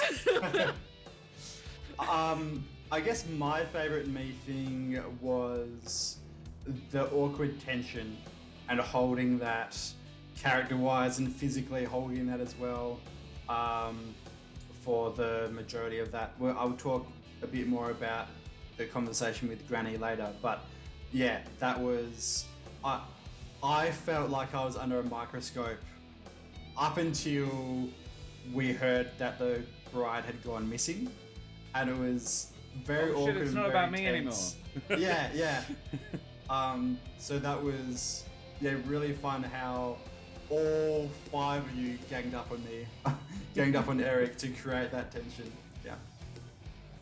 Is that Absolutely. everyone? Hashtag sorry, not We sorry. need Is to talk that about everyone rage. for- No, but is that everyone for I think Ereq? so. Because I was gonna have an honorable mention, which is when Kesh called Greikie an idiot. You were like, "That's my cousin, idiot." Yes. With like the hood and everything. Hey, that's my Just like, cousin, but also I don't know. idiot. Yeah. Let's talk about Rach. All right. Favorite self moment, Trish? I liked talking to Benneck about weddings and being like, they're not usually like this. They're usually more fun. This is weird. Don't use this as your benchmark. That was fun. Shadow Dragon 1551, thank you so much for the raid. We are just doing our favorite moments. It's something we do at the end of our streams because it's hard being a creative and an actor and a performer. So it's really nice to talk about what you did well. And yeah, so we're doing that. Unfortunately, you didn't see the stream, but you can check out the VODs and check us out on our YouTube and everything. Yes, so we're just telling one of our players, Rachel Foucar, Trish Caper herself, how good she was. But yeah, thanks very much for the raid. I really enjoyed, before you even left the avium, I actually really enjoyed, my favorite moment was definitely the, hey Trish, was getting to be shitty Nevermore with you. That was store brand Nevermore was fun. And yeah, you being like, so you don't want to go, like you being really skeptical with him about like why he doesn't want to leave, and all the sass that you were clearly storing up for the wizards. Yeah, something that's why you think it went wrong. Is it Dean Winsworth? Is it? I will kill you. I will kill you. I will kill you dead. You made me ride a shark. She has such a wizard prejudice now. She's just like on guard, any magic. She is. She and Saros would get along famously. Oh, good, yeah, they would. You had like half a season's worth of like just a bunch of shit going down in the avium and wizards just not being reliable at all. They have one thing they're meant to be good at and they fucking suck at it. I think my favorite thing with Trish, for you, Rachel, was it felt like your character had never been to like a really fancy event before. You're like, this is just gonna be a bit of fun, don't worry. What the fuck is all this politics? Why is this? This sucks. Like, just yeah, That's the love. Thought she was just gonna eat good food and dance. I really love it because my own personal experience of weddings, my family wedding, is this. And I don't live in a matriarchal, like, high-born family. I just, weddings are politics. Isn't that what all weddings are? That's about right. Maybe Maybe just British weddings? Yeah, maybe. Families pretty much the same. Dan's learning stuff about weddings. Benneck's also learning at the same time. So. Oh, thanks very much for the cheers. Hey. Thank you. Live Oh. chat. Yes, Get get that it far up so closer. you can pick on Rachel. Yes. Yes. Yes. Yeah. I will see if I can convince the Scales crew to get some extra. Oh. Yeah. Jesus. Get it. Ruin Trish's night. Great. Yes. I really want a Harrow in the crossover. That'd be fun. Oh. Yeah. Oh, so, no. Vibes Lil Chan. FYI, if you fill up that Spellfire bar down the bottom of the screen, which your cheers do, they go towards We Will Roll on the deck of the Many's Harrowing deck, and it's due for Trish. Yes. We have decided long ago that it's her turn now. Everybody else has had one, it's your turn now. So, Great. Let me any other say faves? nice things. I liked all of the kind of constant jives about the wedding and the. Oh no, this is getting better now. Oh no, yeah, this is pretty classic wedding. But also, I guess this is more of a Rachel moment when we were all in the crime scene and trying to figure out what was going on. That was a bit of a clusterfuck of everyone trying to do a bunch of stuff, and you did a great job of just stepping back and just letting the groom and the tracker do their stuff. So yeah, I noticed that and I thought that was a great player thing of letting them have their moment. Thank you. Cool. I'll just say what I'm typing instead. Omi, the charity stream did do quite a lot to the charity, to the Spellfire bar, but the donations did not, because they were to charity. They don't actually go to fill it up. But even then, we got like several subs. So like, I think it went up by about 40%. It still was. I think it was on about 25 the week before, and it's now at 77. So yeah, it's definitely helped. It's definitely really helped fuck Rachel up a bit. And it went to charity, so that's awesome. Yay. I suppose mine's more of a Rachel than a Trish moment, but I just love knowing that I could totally have Kesh scream Trish at Trish, and that Rachel would immediately roll with that energy and would just scream and hug each other and tell each other how pretty we looked. And we didn't have to consult. I just knew if I went in and did it, it would happen. And and I enjoyed it. I really like getting fun. getting to have you have more actual Kesh time, because you guys have spent time with Kesh, or Trish has in game, but it was me, not Karen, playing it, and this is the real Kesh. This is the Kesh 2.0, the legit Kesh, whereas not crusty brand store brand Kesh. So yeah, it was nice that you guys actually got to play. Anyway. I think we've said nice things about everybody important. So look at him! Look at him doing it. We're over 10 minutes over. Not allowed to dodge. There's two campaigns Super worth quick. of peeps. Very well then.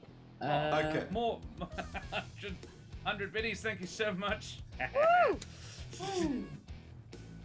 Can't Go on, make then. Rachel. All right, I'll start since I haven't played with you before as the player. Probably That's true, fuck. the best DM I've had DM for me so far. Trying to think who else is DM for me. Pack that in. Oh yeah, probably the best DM I've had DM for me so far. So that was really entertaining. All the characters felt fleshed out. The story felt like it was easy to follow. There was nothing that it was like hard to sort of keep things going. So I don't really have a specific moment apart from just like a general fucking good job. Thank you very much. Very deeply flat. How handsome is that DM? Woof. Yeah. Daniel, stop it. Your fiance is looking.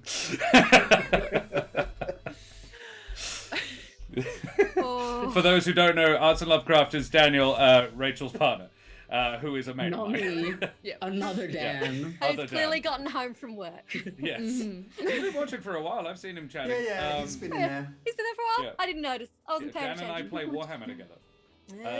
Look at those bits go, guys. That bar is Holy filling. shit. Like it. How many do you have? They've really got it in for you, Rach. Oh, what did I do to Number, there we deserve this? go. I don't know. Up to threaten 81. people. 81, I'm pretty sure 80%? every 100 bits is a percent. So Yeah. there's about $19 left, and Rachel's having a bad day. I am so excited. I'm up for this. All right, so Retribution's now. Quickly! I'll go. My favorite moment, surely, it's just Ravania every time. That's why it's my favorite moment as Benneck. It's also favorite DM. Yes, Serum. Serum is a great person. We love him. Yes. Thanks, Serum. So when it gets to Love you. 100%, we roll on a table that bad things happen on, and one of the players receives those bad things. And it's Hey, guaranteed. Serum, I'm She just gonna looks put out scared. there. I can see the I fear don't in have her. a subscription yet, Serum. What happens at 100% is vibes. Yes. The DM's going to draw from the deck of many things, but it's mostly Like- bad stuff. Oh fuck! Look at that. Thousand bits. That's 1,000 bits. Oh 1,000 god! 1,100 bits. Oh, This is. You know what? I do have to get up early tomorrow morning, but I'm okay to stay up a bit later just to. funny. So we can mess up Rachel a bit more. So, Oh, you This know, keep it happens going. at the end of this stream. It's This would be gonna be like- hilarious. We're gonna slow play this. a We'll little roll bit it. just so We'll you can roll on see. it next time. But Yeah, I'll it work has out. to be I'll next tell you time. what. I'll look at it and I'll tell you what it is. But I'll tell you what the card is, but not what it means.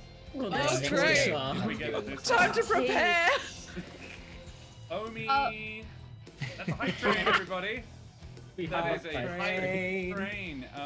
Choo choo, motherfuckers. All Choo-choo, right, tell me next how good I stop, am. Let's arrow stop for baiting the Rachel. audience. I loved you valiantly juggling all those NPCs. And occasionally quickly shepherding them out of the scene before the accents could get too confusing. Well done. Like, how does Peter talk? Oh dear, very like Granny. Yes, I only have one old lady voice. Granny talks slower. I did make a note. It was like it's like Peter, but slower. Unfortunately, still very similar. 91. Um, favorite self moment. I really enjoyed. Yeah, I'm gonna say actually, it was self-indulgent. I really enjoyed being Nevermore and Jude, and that bit at the beginning. Oh no. Oh, Brenda, there you go. Thank you, Serum. Good on you. Thank you. Yeah, I really enjoyed pretending to be Nevermore because I've been told my Nevermore voice is quite good. 98%? Oh. Oh no. Good, the shiny Dino is just typing 98% in. All right. Yeah, that was my favorite moment. Was the stuff at the avium at the very beginning. That was fun for me. Okay, Josh? I wanna. Oh, go ahead. I was just gonna say, I really loved your description of the place that we were at. The I don't know what it was called, but with the tree bridges and the perches, I thought it was really beautiful. Painted a picture in my mind. Rachel, you've just been gifted a gift sub. Oh, thanks! I really appreciate Elderberry. that. That's really nice. That's really generous of you. Thanks, guys. This is And gonna Chaotic happen. Platypus just resubscribed as well. Good job, thank you. Thank you, Chaotic Platypus. Thanks. It's awesome. It's cool. She's sweating. Look at her. You're getting I'm all so shiny. excited. Level 4 hype train. It's pretty been a while good. since we've had such a good Yeah. one. Alrighty. Is there any Okay. other nice things anybody wants to Yes. say? All right. go Yep. on. I wanna kind of summarize all my experiences because I have a lot for you, Josh. I loved the Nevermore impression. I really liked the care that you went to and the level of detail you went to bring the Shadow Moths to life. In terms of the estate, in terms of the people, preparing all of these fucking NPCs.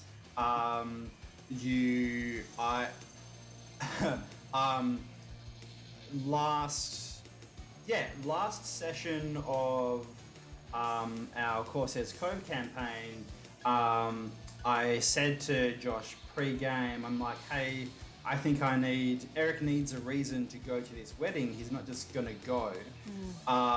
And in the course of like an hour and a half, Josh had come up with this idea that Ereq's mother was gonna be unwell. All of that, what you've done with the plot of getting Ereq in and the care to the family and to the characters, I've really appreciated. I didn't give Josh a lot. I kind of gave Josh dot points about a bunch of the family. And I was kind of reluctant to give more than that because I wanted to kind of be surprised, and Josh asked for more and I didn't give it to him. But I'm glad that he kind of embraced that and surprised me with his family, which is very cool. Culminating in that very tense conversation with Granny Iari, where I'm really not sure where that's heading, and it's kind of left it on a really interesting note, that conversation. But yeah, thank you, Josh, for taking my kind of threadbare backstory and turning it into something that we could all engage with, and enough that Nova could form a fucking character out of. I really enjoyed that this whole thing, like the premise, came out of an offhand comment that Ereq made to Captain Vilnius. I never get invited to those things. I'm like, you're getting invited now, motherfucker. And yeah, that whole idea was like, wait, that would be funny. Hey, yeah, let's do that. Yeah, cool. Thank you very much, guys. That's very, very kind of you to say. Yeah, chat, thank you so much for the hype train. That's very, very funny. So, we should probably go away from here now because it's getting rather late. Eldritch Scribe, it's raining. Oh, hey, guys. Greetings. Eldritch Scribe, Raiders, we're just about to fuck off, actually, unfortunately. But we are just about to do our. We will go and raid somebody else. I think Nomadic is streaming, as is Agent Number 1. So both of those are options. So 99. It has got it in for you. AJ Cross, hey buddy, how are you? Des, thank you so much for the raid. Yeah, we are just about to go away though. So we are going to talk about these wonderful people who decided to waste their silly time with me this silly evening. So let's go in reverse order. Karen, who the absolute heck are you? I am Karen Slick. I am a performer, a writer, a maker of silly things. You can find me on Twitter as Mother O'Bunnies. You can find me on Instagram as my burlesque alter ego, Miss Lola Moore. You can check out the D&D podcast I voice a character in. There Be Dragons. It's very silly and occasionally very heartfelt. There's loads of stuff happening this week. I will be on Corsair's Cove on Wednesday night. We are doing a Christmas themed one shot. It's going to be amazing. And then Thursday night, we're doing little Humblewood table talks, and then we're going to go raid Winter's Tale because we are bringing back the Academy of Mother Freaking Xander to do Hunt for the Blood Mage. Yes, so V will finally get her revenge, served ice cold with extra ice and cold. And it will be amazing. Yes, it will be. I'm excited. Yes, we will be having a table talks. I'm actually going to invite the Flocks and Fire crew over as well, so we can have a sort of post campaign, both campaigns table talks. At an earlier time, we will be starting at 7 to do just a bit of an hour's chat, so that we can then go and raid Winter's Tales. But it would be nice to have a bit of a small debrief. That'll be fun. Thank you so much for the hype train, guys. That was pretty awesome. We'll just leave it right there, shall we? Just teetering on the edge for each. All right, Brendan, who the heck are you? I'm hacking Brendan Ellis. I'm an actor and director in Perth. I am going to be in a fringe show next year with Perth Playback Theatre. We are an improvisational company. I am the current artistic director. It's bloody sick and the show's going to be lit. That's what the cool kids say, right? It has been very cool being on Roll for Damage for the first time. So, Nova, I know you probably didn't have much say in this, but thank you. And I too will be doing the Christmas special on Wednesday, as well as the table talks on Thursday. Yes. I think Daniel. Dan, I've never called you Daniel before. Dan, who the heck are you? I had an out-of-body experience. I was in a different dimension for a hot sec. Ooh. Hello. D-Rab, Meat Space Boy. Who are you? I am Dan in the meat space, D-Rab in the cyberspace. Hello.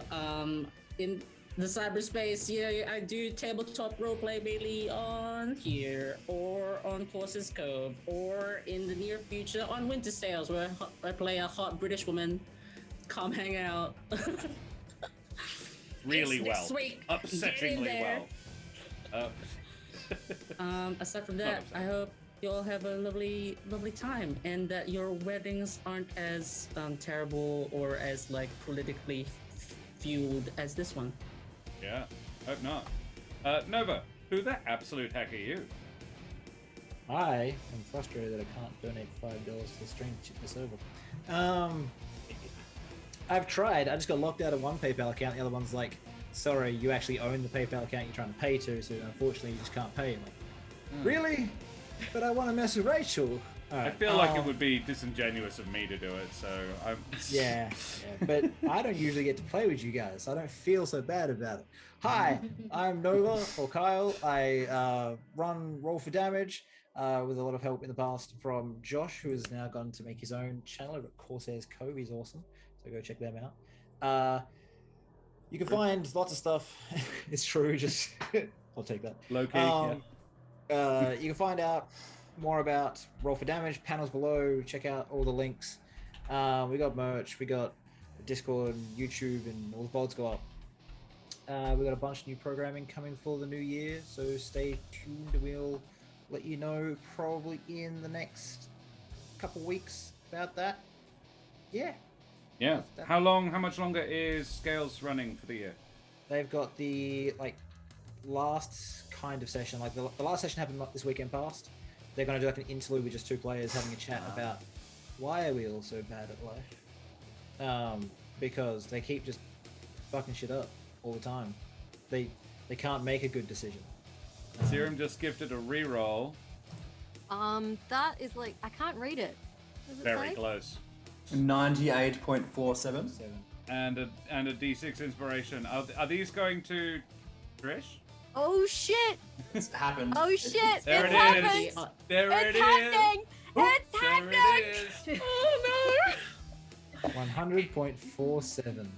I If- need to. Aha! no! You guys don't understand how attached I am to my sweet raccoon baby. If anything happens to her, I'm going to be distraught, okay? Something happened to all of my 2 characters, by the Rachel, way, and everyone who else. the absolute heck are you? Yeah, Rachel, who are you? Doomed is what she is. Apart from very regretful. Hello. My name is Rachel Foucar. I'm a writer, actor, and creative trash at large. You can find me on the internet at Rachel Foucar on Twitter and Instagram, because that handle's never taken. And you can find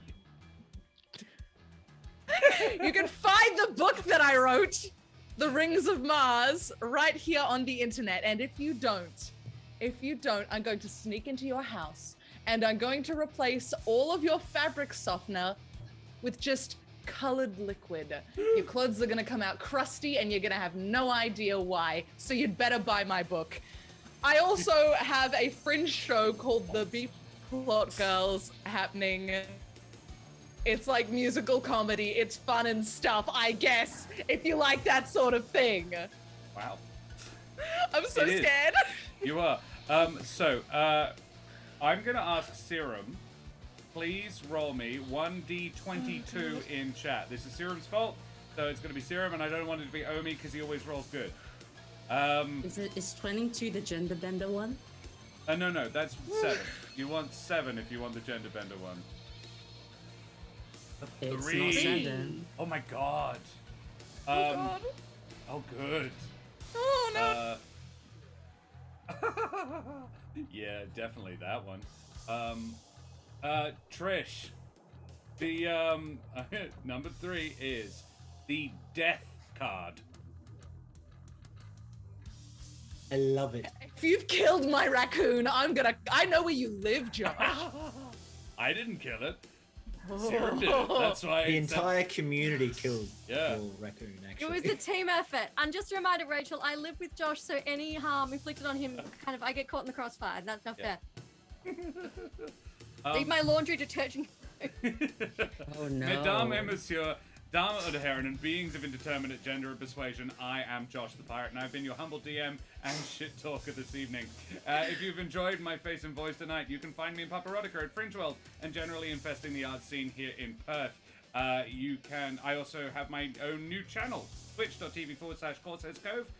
We've got a Christmas one-shot coming up on Wednesday where I will be DMing as Santa. Tales of Pesh and Nickelbrack are coming to guest on that with us.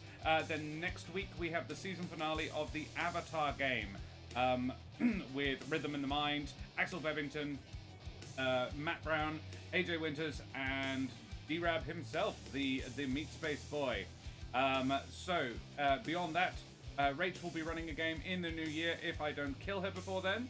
And we'll be having Table Talks on Thursday at 7 p.m. AWST, which is 10 p.m. Eastern Australian Standard Time, and I think about 6 in the morning for the Americans. So, come and hang out, and then we'll go and raid Winter's Tales for their Hunt for the Blood Mage one-shot. Beyond that, you can find me on Winter's Tales tomorrow night, making cocktails with AJ. And I'm also going to be playing in the Deadlands game with Phoenix Iwaki in the new year as the Rattlesnake Kid. Alternatively, if you like the majestic voice but you think I could stand to turn the face down a bit, I'm also part of the There Be Dragons crew. We're a 5e D&D podcast in a fantasy gunpowder setting where I play the infamous and deadly pirate Skern Felspar und his little dragon, Crush. There you are. I'm doing it deliberately now. I'm so, conscious of the finger. But you all right. always do it before. I don't know. I just don't know. Alrighty. So, what are we feeling? Because we've got to go and raid some people now. We've been streaming for altogether far too long. Thank you so much for all of your bits and tips and subs in chat. Thank you for the death card that Rachel got there. I'm excited. That's going to be Death great. doesn't always mean death, Rachel. No, it it's just means just the death card. change. Yeah. On the just be tarot, great. it means change. So Yeah. Yeah, the death of one life and the beginning of a new one. a So, change of character. yeah, a radical change Yay. in world and outlook. So we are going to go and raid. I think we will raid Nomadic this evening. They are D&D. Oh, yeah. The gnome. Nomadic. They are just chatting. Yeah, they're a D&D channel. We will go and rate them now. Throw up your favorite raid emotes in chat. Tell them where you came from. And yeah, guys, we will see you next week. So, say goodbye, everybody. Bye Bye, everybody. Bye-bye. Bye. Goodbye.